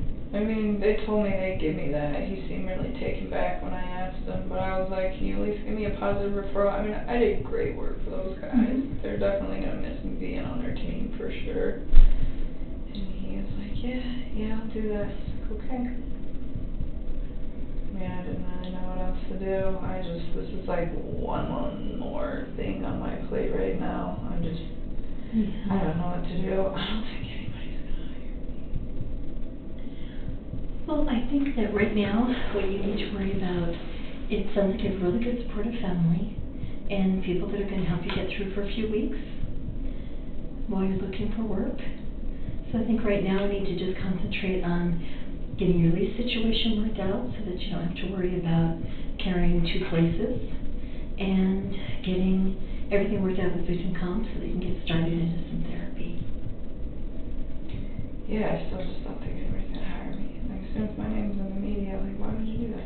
Well, it hasn't been yet, and it doesn't mean businesses won't necessarily, the hiring agents won't necessarily have watched the news or know those things, and if they do, I think you can just explain to them that you're doing everything you can to cooperate with law enforcement. You'll do what you can to have it not impact your job, and, you know, your work at both Anadarko and any place else you've worked prior to that is a good testament to what a good worker you are. through all this, you kept going to work, you kept doing your job, you were responsible towards your agency, you informed them about what was going on, you did everything you needed to do. I just don't think people are gonna hire me. I have a feeling that trying to get by for the next like 5 or 10 years is about to be real rough. Okay, well, I think that thinking that way is going to be a little self-defeating. So let's try to take care of what we can take care of and try to build things up for you so that you have the most positive prospects for the future. So I just don't even know where to start. Like, I have friends that can give me a referral, but what I don't want to do is have my friends give me a referral and then they see the news and then they are very taken back. And I think some people would be kind of upset if I asked them for a referral prior to the news breaking. I almost feel like waiting till it breaks to like try to approach people. Well, have you tried thinking about like a temporary agency or someplace? You know, like Kelly Girls. I mean, I know they don't pay well, but something like that. And I know it's probably well below your skill level. I don't know. I'll probably go back to the oil field at some point. Most of those people are a bunch of societal outcasts, so it might work. Were you happy there? Huh? Were you happy when you worked there? Sometimes. Yeah? Sometimes not, but... So it wouldn't be torture to go back to that? No, that's all I know. Well, it sounds like that's a good fallback, at least until all this gets resolved a little bit. I mean, if people hire me. It's hard to get a job out there as it is because I'm a woman. Yeah. I don't think you can do it. Well, you have a history that shows otherwise. And that goes a long way.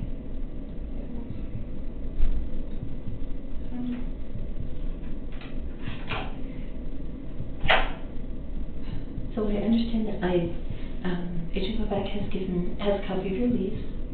So I'll talk with your landlord and see where we can get as far as getting you out of that. And then I have a list of referrals for you for therapists. Thank you. Did they approve it? They haven't yet, but they said they should by the end of the day or early tomorrow.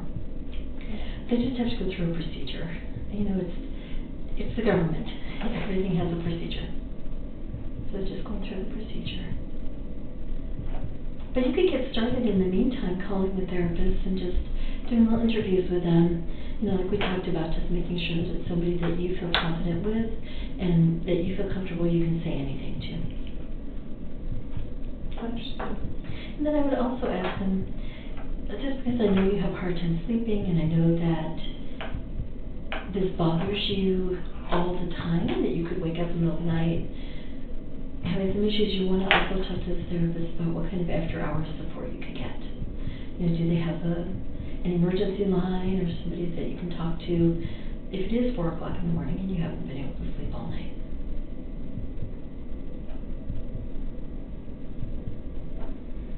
And if you need some help making those phone calls, Bobby Joe and I can help you.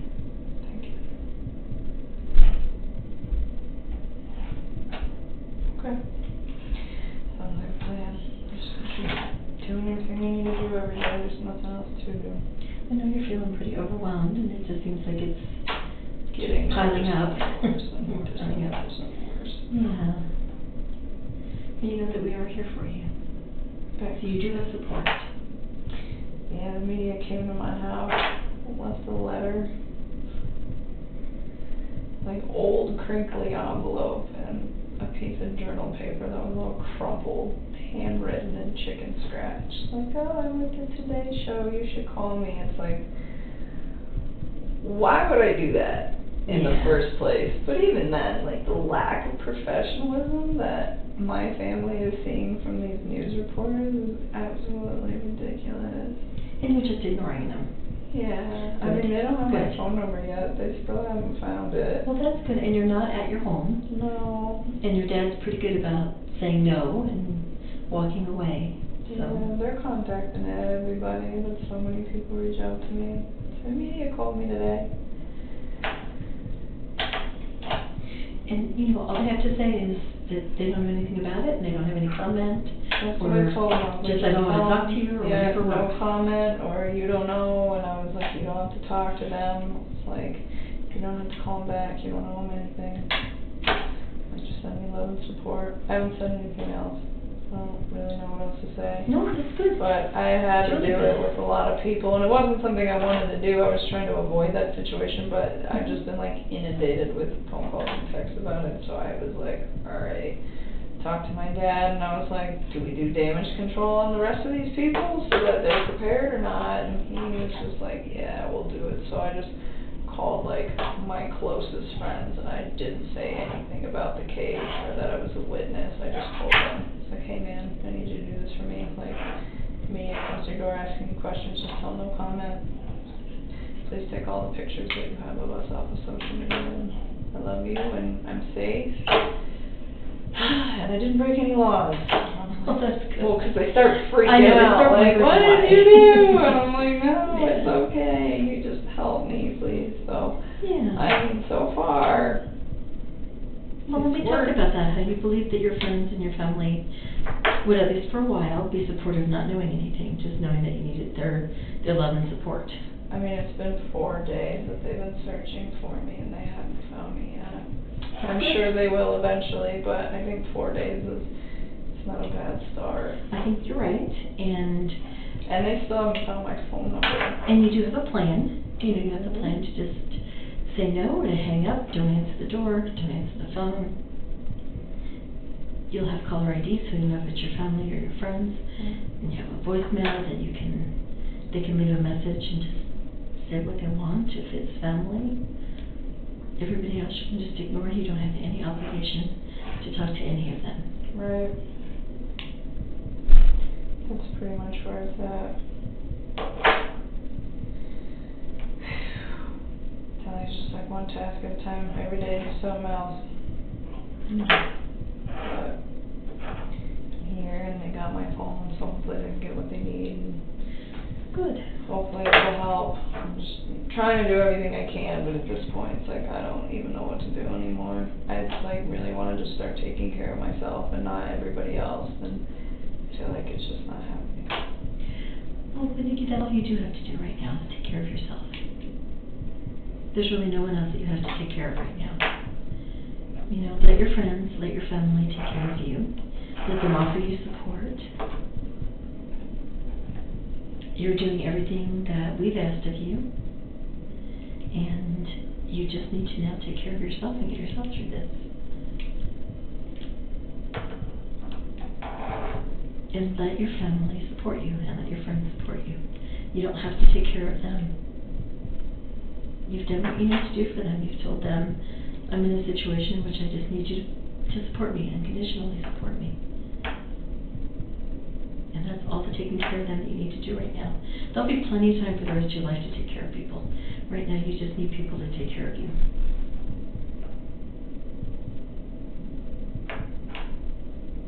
That'd be nice. I know I've asked you this before, but I'm going to ask you again. Are you still feeling like you're not thinking at all about suicide or hurting yourself? No, I'm not thinking about any of that. Okay, good. And you promise me you'll let us know if you start thinking that way? I text you guys in the middle of the night every time I'm stressing out. Okay, so you will. Okay. Okay, because we want to be here to help you. We don't want this to turn into another tragedy for you. Understood.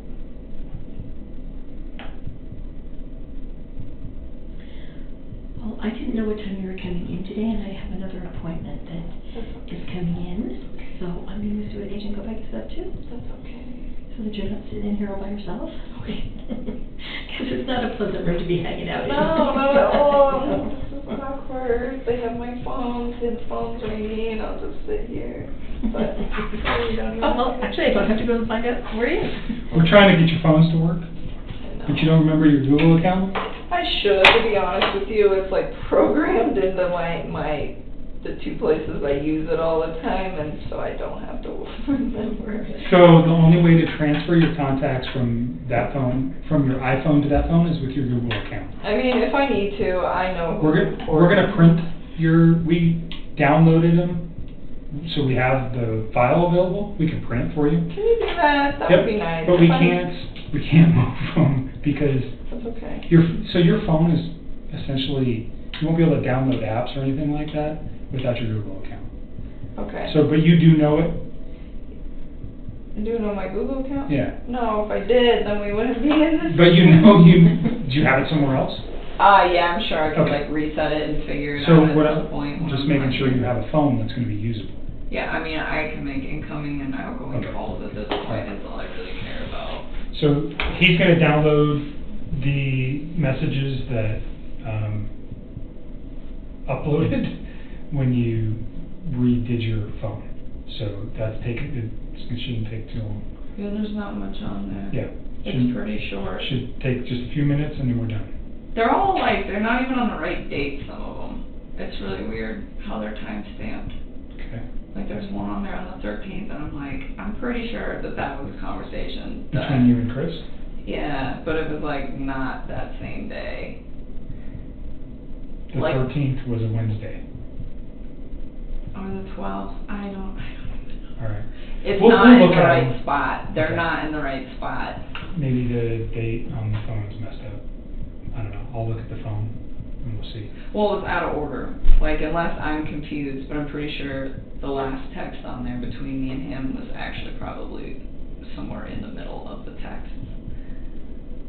So when you say out of order, Like, it's saying, oh, hey, this happened on, like, Tuesday, but really, I'm like, I'm pretty sure that happened at a different point. Okay. All right. It's So only about if one. it's critical, we'll talk about it. I don't think I need to look at the text first, though, before I know. Of course. Okay. Understood. You probably want to go. Yes, Because you have your next client coming in. Thank you for your time. I appreciate Oh, it. yeah, you're welcome, and I'll send you those therapists, and then, just get started and giving them a call and seeing who you think is gonna be a good fit for you.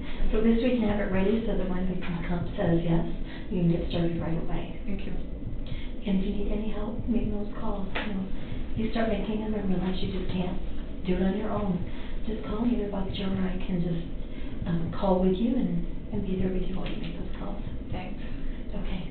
And if you want to, try to give the guy from CDLA a call and talk with him. I will definitely call him. That is on my priority list at this point. I just not on the top of it. Yeah, no, I understand that. I understand. And I'm sure he'll say it depends on what your contract said. So if you have your contract with them where your dad can get to it, because it's probably at your house, if you can have it where your dad can get to it or something to get for you to send to him, that'd probably be really helpful. I have it. It's all remote. It's all electronic. Oh, okay, good. Everything. I don't have to go back to the house at all. Okay, good. Good. Okay. Thank you so much, Hazel. And call me or text me anytime, okay? I'm for sure. Okay. Thanks, Jason. All right. I'm going to see where he's at. What else? Anything else while we're here that you can think of or you want to address or you remember?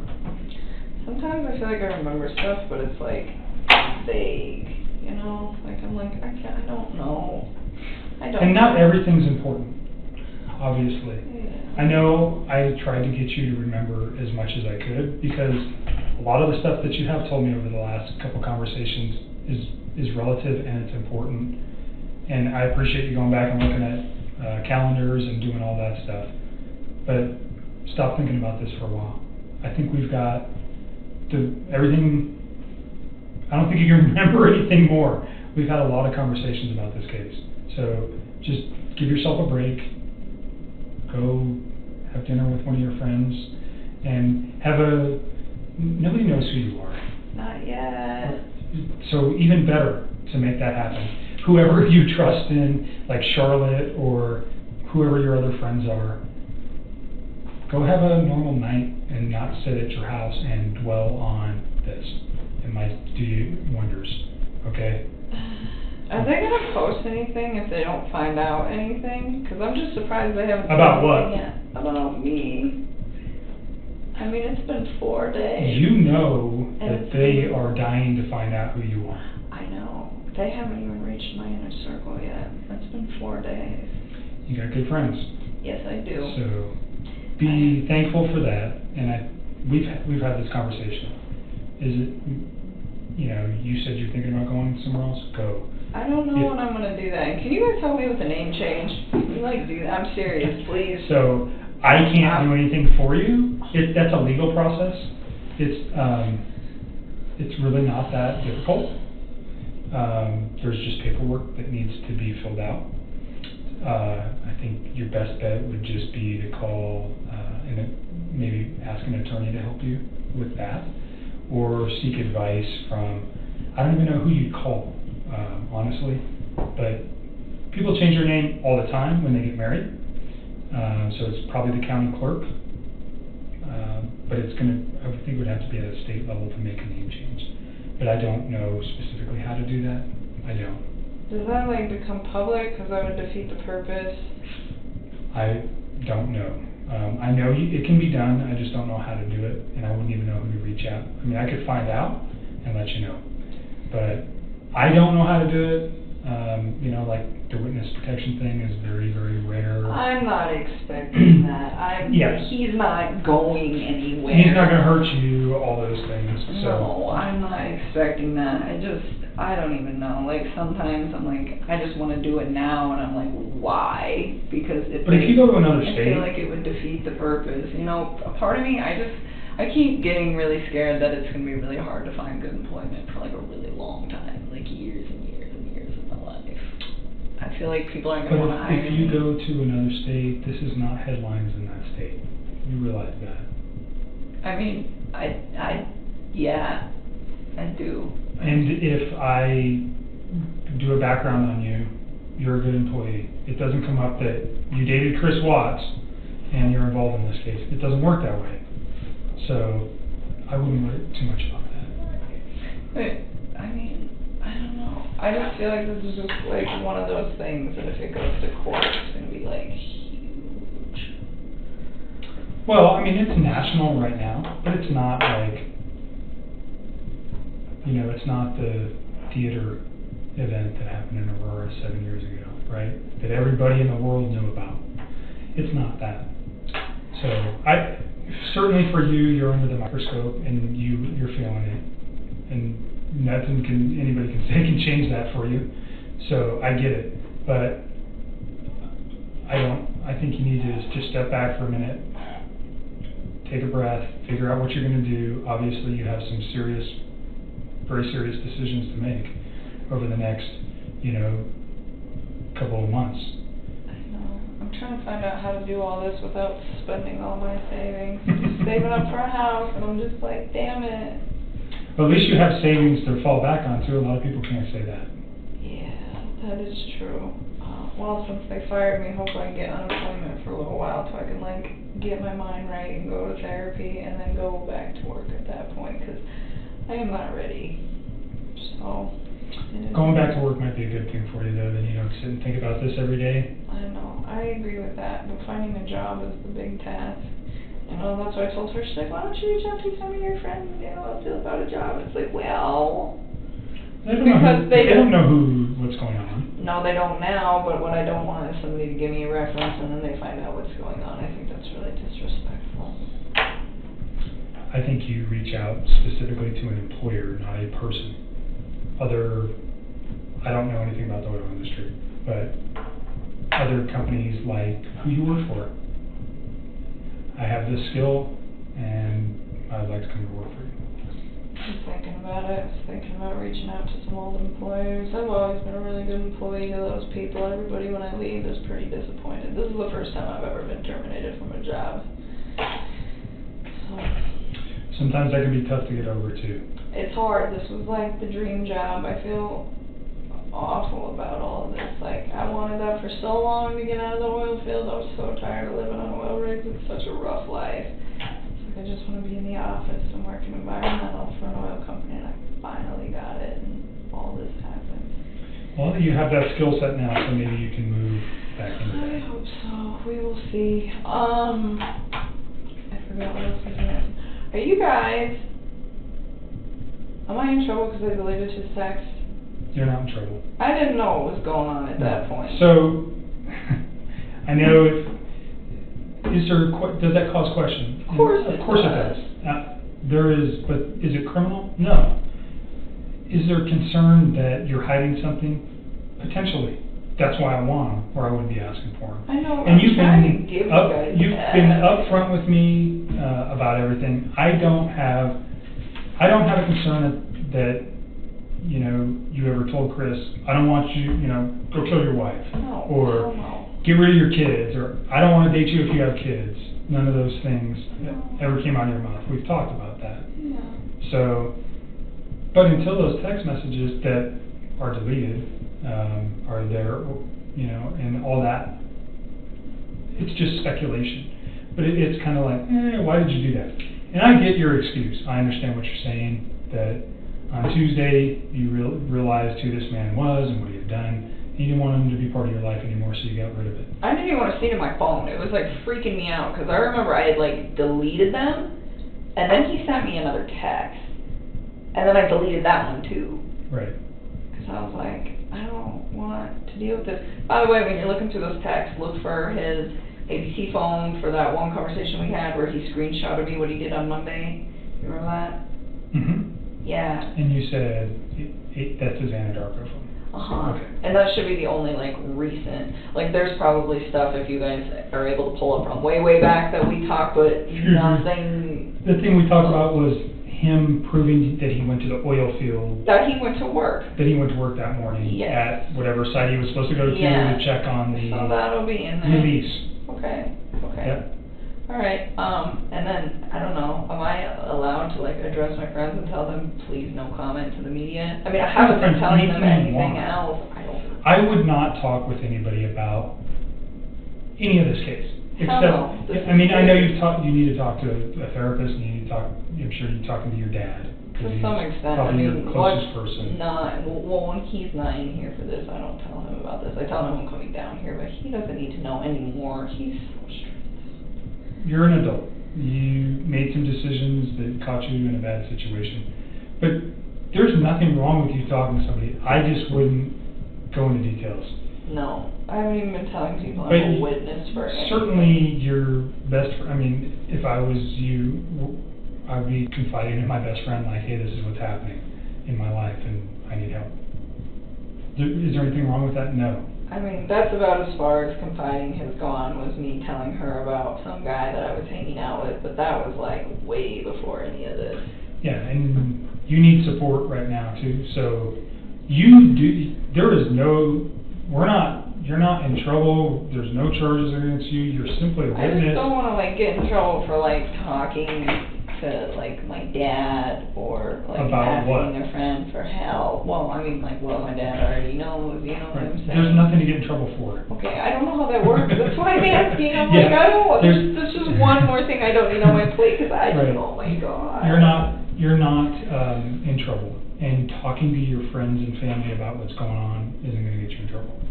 Okay? I don't even want to talk to my friends about it. I don't even want anybody to know. I mean, they're going to find out, but I figure the reason that I think I'm staking out from the media as long as I have been is because nobody knows anything. And because my inner circle's really awesome. Maybe. I don't know. They haven't even. Or made they that just, because you're not on social media.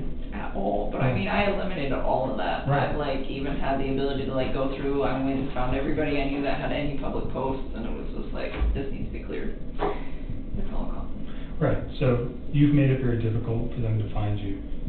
Do I think eventually that at some point they are going to find you? Sure, of course. I think they're gonna find out where I'm staying at. I think that would be really tricky. I don't know. You haven't even told me where you're staying, so Nobody and knows.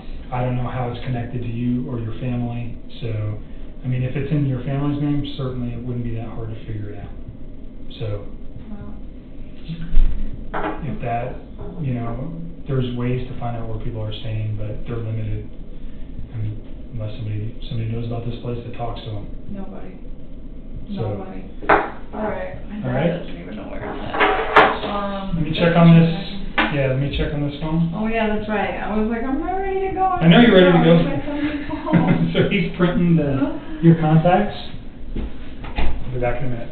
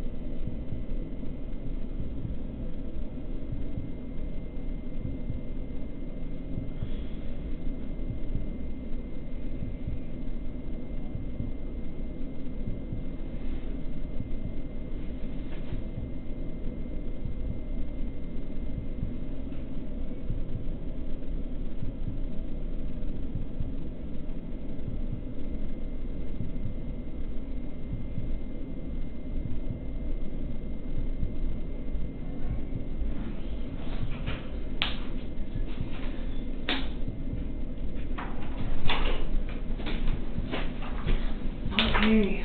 There's those. And he's still messing with your phone. Just give me a few minutes, okay? Yes. Back in a minute. Did you sign this? Yes, it should be good. There it is. Cool. All right. Do you want a copy of that? Sure. That would be fine. Back in a minute.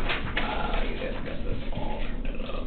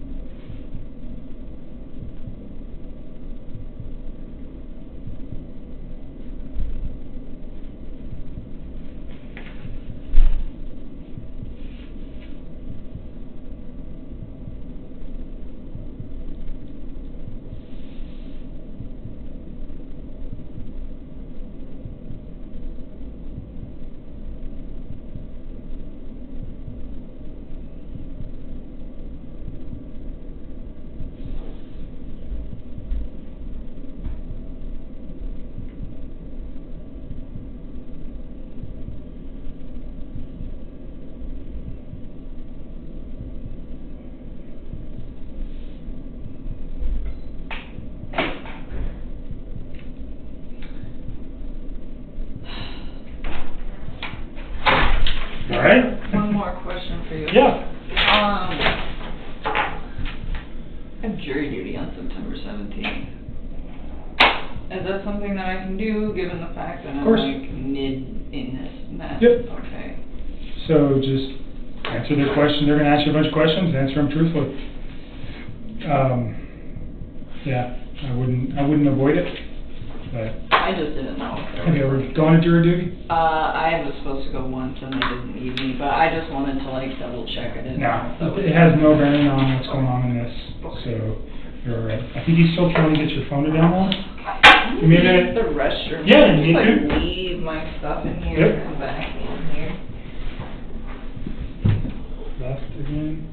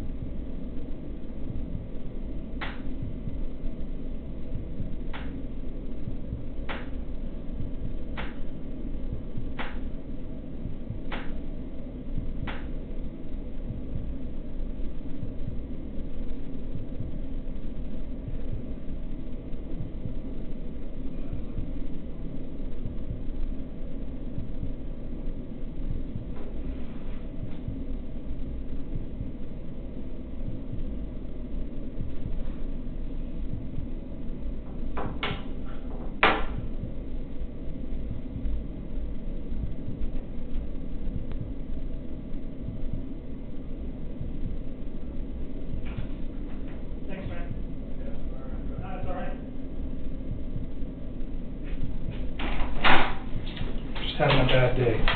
Okay, will you show me the messages that downloaded? I'm going to take photographs of them because the device that we were using doesn't want to work. I don't know. Oh, for those? The messages that came from Chris that you said showed up on the phone? Yeah, please. I don't think any of the ones from Louisiana Darko phone came in, but I don't know the number. Okay. I didn't see it. Maybe you can give me that number, we can check that one too. I can probably get it real quick. Show me the ones that you think came from him, those. I'll show you. Yeah, I know he's and 910. 0. Just give me a sec. Boom, right there. So I am going to take photographs of these in lieu of downloading it with You want this. me to just screenshot them and send them to you? Well, but there's no way to do that. No, I mean because screenshot right here. This isn't hooked up to Wi-Fi or anything, is it?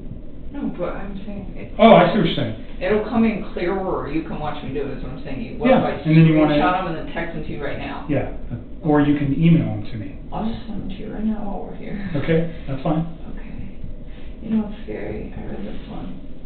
This is back in June 27th. This is like when we first started talking. And look at him. Loyal, truthful, dedicated, doesn't play games. It just makes me so sad to read this and think like. So are these some of the ones that everything you is a lie. deleted? I deleted everything that he sent me. But these are just old. Like, look how old. And was there any from those dates? Yes. So look, like these 6/27, 6/29, and these are old, and then they seem to be.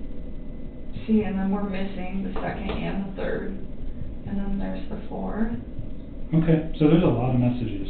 Kind of, that but mixed then up. like, yeah, then there's no 5th, 6th, 7th, or 8th, and then there's the 9th, but it's only one text, and then the 17th, one text. And you guys text how many times a day? All the time. I bet you guys have hundreds of messages Okay. that you need to recover. But yes, so here's the 11th. But look, there's only one from the 11th. Can I just see what he said Yeah, on those yeah, days? yeah. And then the only text I think might be out of order, is the one at the very end.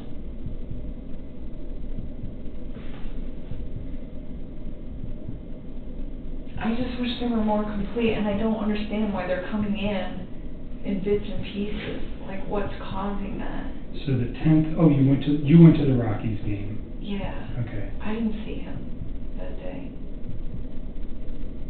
I was with my friends, and I stayed with me that night.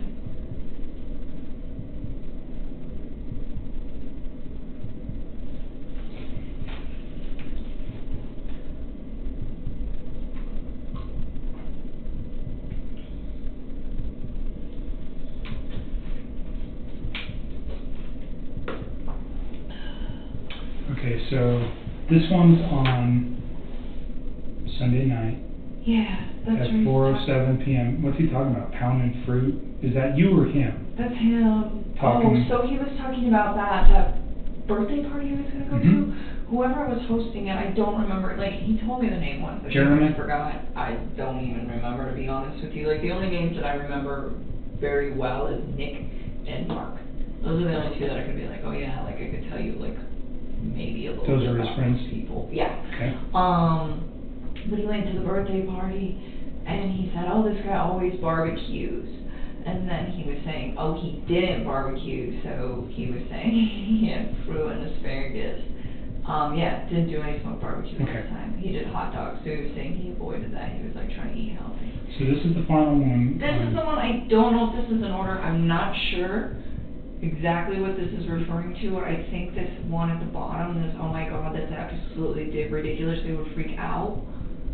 That, do you remember when I told you, like, I was always trying to, like, incorporate his kids and stuff? I mean, even if it wasn't, like, directly, like, me and him, but just, like, I was always thinking of cute stuff when I'd see stuff, and I was like, oh my god, little girls would like that. I would show him, and I found this box of Lucky Charms that was unicorn Lucky Charms. Okay. And I thought they were really cute, and I texted it to him, and I was like, do your little girls know about these? Because they're awesome. And I was like, little stuff like that. So and that's... I don't think that that's the 13th, because I don't think I talked to him that day. What day was the 13th? I can't remember. Monday, Was it Monday? I think. I gotta look, because I can't. I think it will, no, well then maybe these are in order. Monday was the day I think that I sent that text. Yes, that's Monday morning at 2:44 p.m. So that's in the afternoon, Monday. Does that sound right? I was at work when I texted it to Okay. him. So that fits. Okay, so then it is in order. So it is in order. So And this is makes the sense. 12th.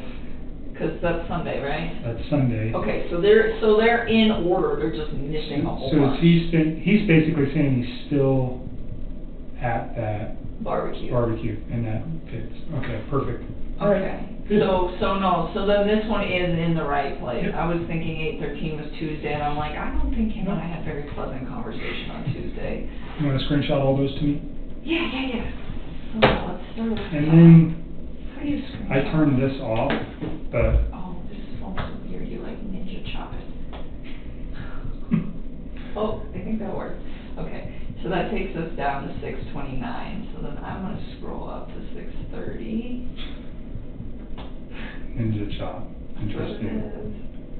It's old school. I had to do a self-psychotic transmission in my house last night. I was on one star. I did not like it. I was like, this is scary. But it's cool. I got to look at it, so hopefully I don't have to go back.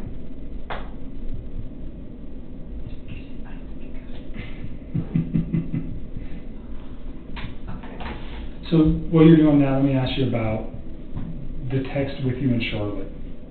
Yes. You talk about children, and he's got his own kids, and that makes you kind of uncomfortable because you'd like to have your own family. Put that in context for me. Is that a fair statement the way I'm saying it? I mean, I guess. There was never anything I said to him though. Okay, that's what I want to know. Did you ever say anything to him about Never. anything about his kids being a problem? Anything about his wife being a problem? Never. I always try to be so inclusive with them.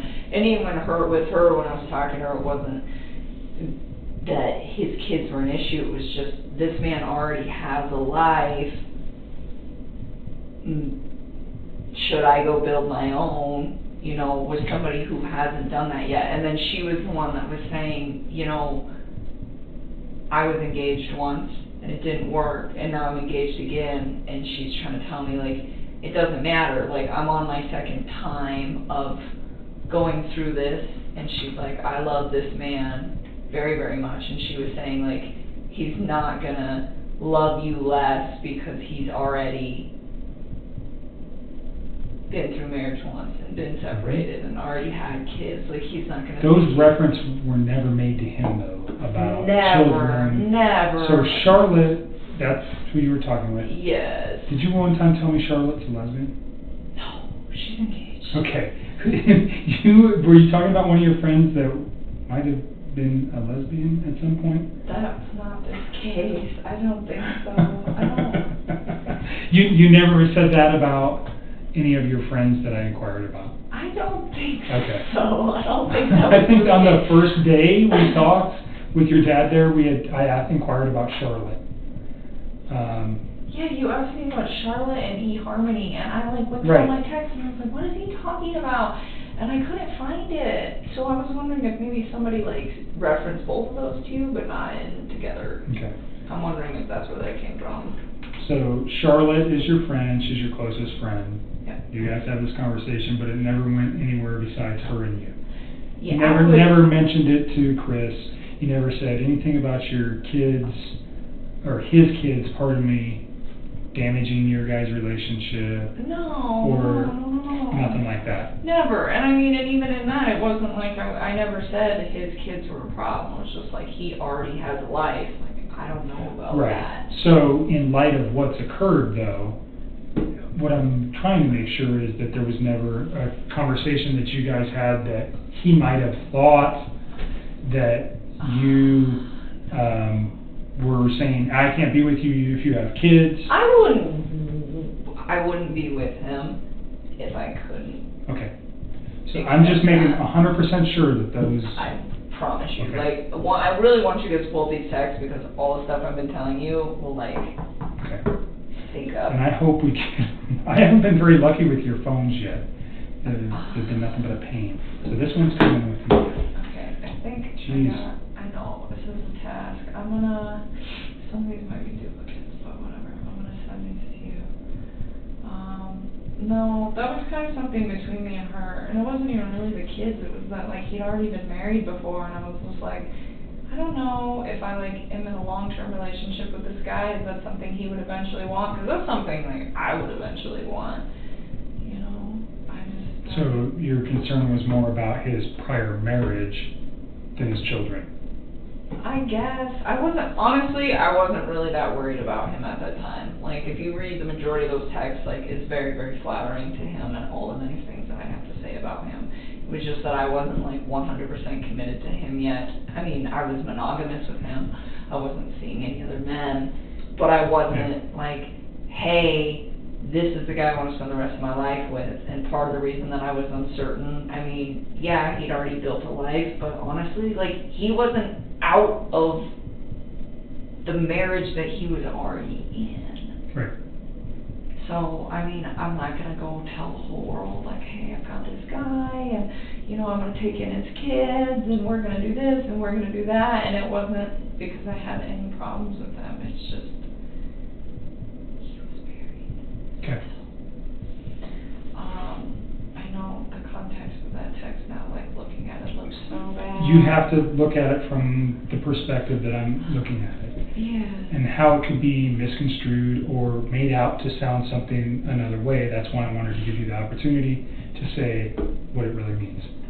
Okay? No, I don't mean any harm towards those kids. I always thought they were so cute when he showed me those pictures. He was all about them, you know, and not only that, but it's like, once you guys get those texts, you will see, like, there's not very much mention of his children. And if there is mention of his children, it's always, like, cute stuff where it's like, hey, you should show them this, or hey, this apartment's great for them, or, you know, what do you think of bunk beds? And, you know, like, those little girls, like, reminded me and my little sister. They're, like, the same age. Right. Yeah, I mean, like, it was so cute. Like, he would call his little daughter, the younger one, Cece, he'd call her Rampage. He's like, she's wild. And it used to just make me smile because my little sister was totally Rampage. And it just was kind of, like, spot on, you know? And so, like,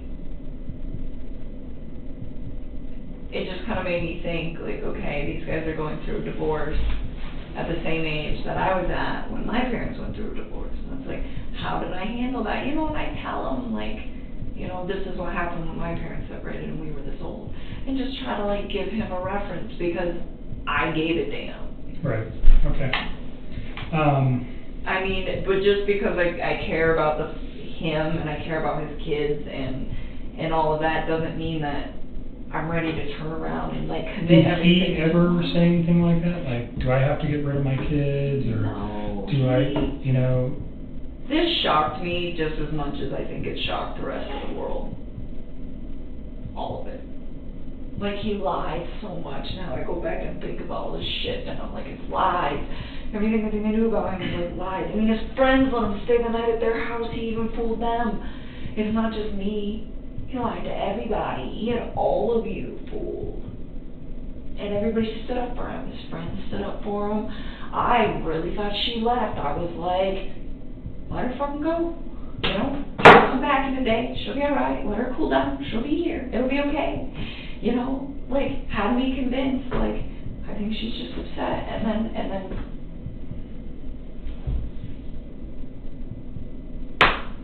never would I guess. I mean, even now, when I go back through this stuff, that I'm like, it doesn't make sense, you know, or it, like, seems a little off. That stuff still doesn't send a red flag to me, like, hey, this guy's gonna murder his family. Sure. You I don't know? think there was any, you didn't have any indication, and by all accounts, it doesn't seem like anybody did. No, I just, like, you know, sometimes I, like, try not to think what that man is thinking, because, like, you don't know, you know, but it's like, how long has his brain been, like, shifting to this paradigm shift where he feels the need to do this? It's like, I just don't believe that it's something that just happens in a day or 2 days. I don't think it happens in 2 months. I think that this is something that takes a very, very long time to develop, and I don't. Right. So that scares you when you look back at it? Yeah, because I think about it and I'm like, he could have had that capacity to do that whether I was in his life or not. He could have had the capacity to do that, maybe not even just to them. It could have been me. It could have been our coworkers. I mean, the more I think about it, I think a lot of people are going to probably assume that I was the catalyst for his movement, but I don't think, not me instructing him, but him deciding to do that because he had me in his life and because he was so infatuated with what we had going on. But I try to put the reason to it at the end, why would you wipe out your family to be with me? It doesn't compute. It's how would that go? Hey, my family just disappeared, and you think that I'm gonna just not be concerned about that? And not only that, he was so about those little girls, and I always try to push him to do that. I told you, there'd be days where he would want to come over to my house after work. I'd be like, no, go hang out with your kids. Your kids are home. That was me. That wasn't even him. That was me pushing that. And he would go do it, and he'd spend time with them, but he was never oh, I don't want to hang out with them. He'd just be like, can I see you for a few hours? And I'm like, if your kids are awake, go hang out with your kids.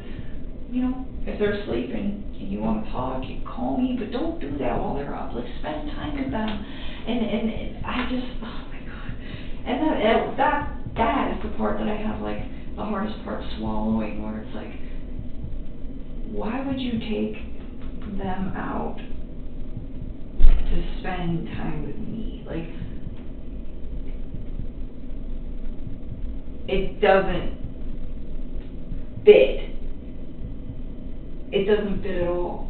Mm-hmm. But you said he was infatuated with you.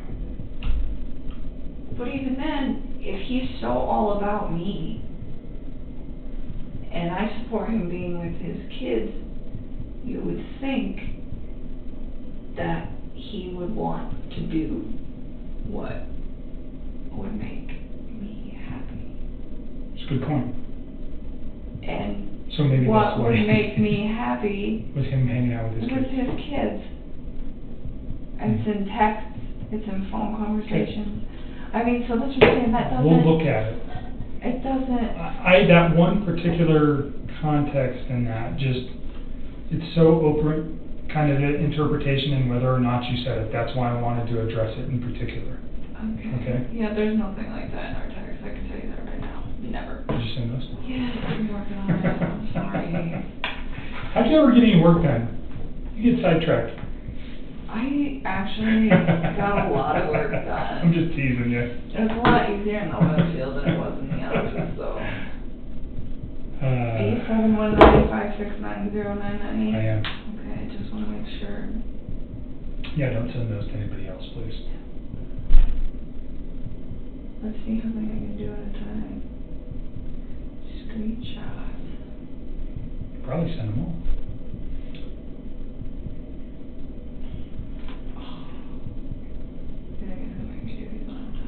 How about email? If you emailed it, could you select each one and attach it to the email? I just want to do it here so you know that I did it in its entirety. Okay. That's right, you don't have Wi-Fi on that phone, right? No, I don't have anything on here. Okay. I think this is all. This is just going to be a slow process here, but bear with me. Yeah, I don't know. Sometimes I just feel sometimes I legitimately think that man's cheese was sliding off of his cracker long before I came into his life. Have you stayed away from the media the last couple of days? Yeah, I guess they know where I live. No, what they're reporting about him or the case. No. So you've been watching that? Kind of. I have not. So you saw the video of him talking about relationships? Oh, I can't even like bring myself to like watch most of that Okay. stuff. I will like scroll through the headlines if they look different than what I previously like knew about the investigation.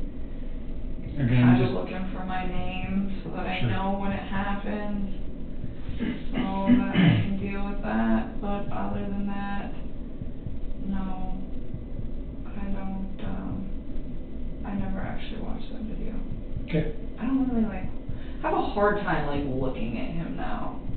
It's kind of the same thing. Like when I deleted the text, like I saw his mugshot and I like looked at it the first time I saw it and it scared me. And now when I see it, I just like move past it because I find it to be. I don't get it. Did I just send it? I don't know how to work this new phone now. Attached. One. I think some of these are repeats and I'm sorry. It's okay. Okay. As long as I have them all, that'd be great. I think you do.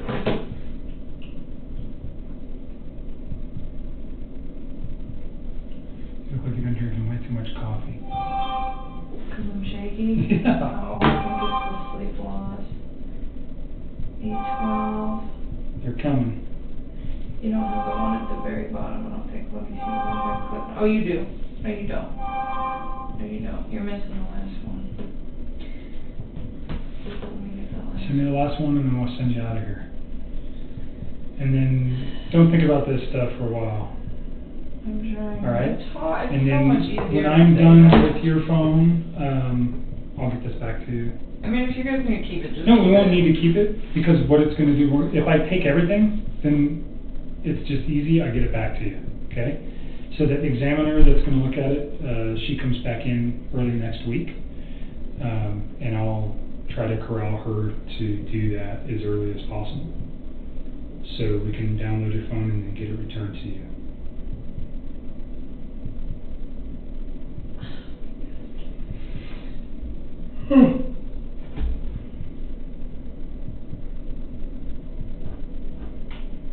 Alright, I guess this phone is so different than my other one. It's totally different than an iPhone, I know that. It's just been a long time. It's been years and years since I actually had this phone. So, let me go see if I can find his Endarco number real quick too. I'll be right back. And then I can do that on here. Totally forgot about that. Right back.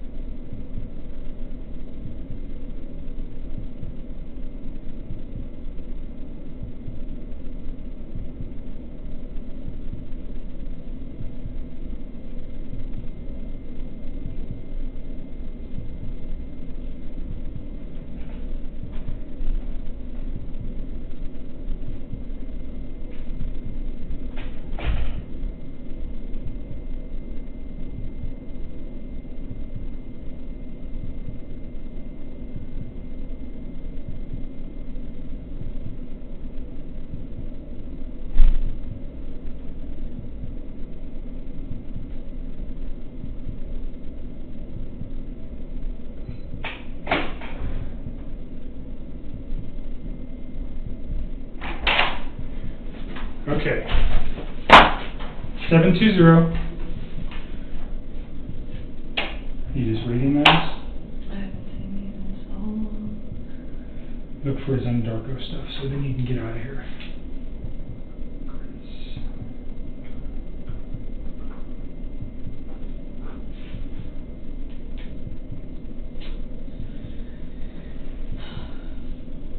What is it? I'm reading my handwriting. 390. Let's start top. I just resent you all of those. It's fine. 720. So that would have been on the 12th or the 13th. What day was Monday? 11th was Saturday. So the 13th would be Monday. Okay, so it would have been on the 13th. 'Cause that was the day that I'm not downstairs. I see one of my contractors. And I see him.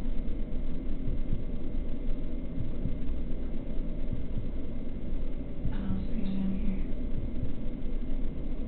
I won't erase none of this stuff though.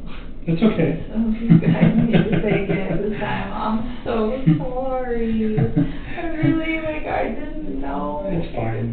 Don't beat up yourself about it. We've already been through this 10 times. It is what it is. Is there any older ones potentially from his Andarko phone? That's a possibility. Is there a way to search those? I don't Can you know. go I don't here? know. And Maybe. What about this side? There's like another tab. I haven't used this phone in years. Search. Search! Cool. Yay! 720. It's gonna be like that to everybody. Nope. Okay. None on your phone. Okay. I tried. How about in your call log? That was text messages. In your call log, did you ever converse with him on that phone? I mean, this phone's pretty old. I don't think Oh, but the it's call log came downloading all over. sorts of stuff. How about you look at your call log and Let's just see? see. Let's see if it's down. No. 11/02/2016. Okay. And then all of these are all 2016. So it didn't update the call log. All it did was today once I got the phone. Okay. Is that a Samsung Galaxy S5? Yeah, I just thought it was so weird. All those messages started showing up, and I was like, please have all of them. That would be so. Would have been really nice. Wouldn't it? I could have just Would have given you made, guys it would this have one made and my I life would way go too drive easy. today. All right. You ready to get out of here? Yes, I am. All right. Take your stuff. I will call you. Probably won't be next week. I'm going to be busy all next week. I'll be going. So I'll call you the week after about when your phone's done. And I'll get that back to you. And then at that time, if there's anything new, we can talk about it then. You think he's going to take this all the way to trial? I do. Right now. Have they gotten no discoveries yet? No. They have some stuff.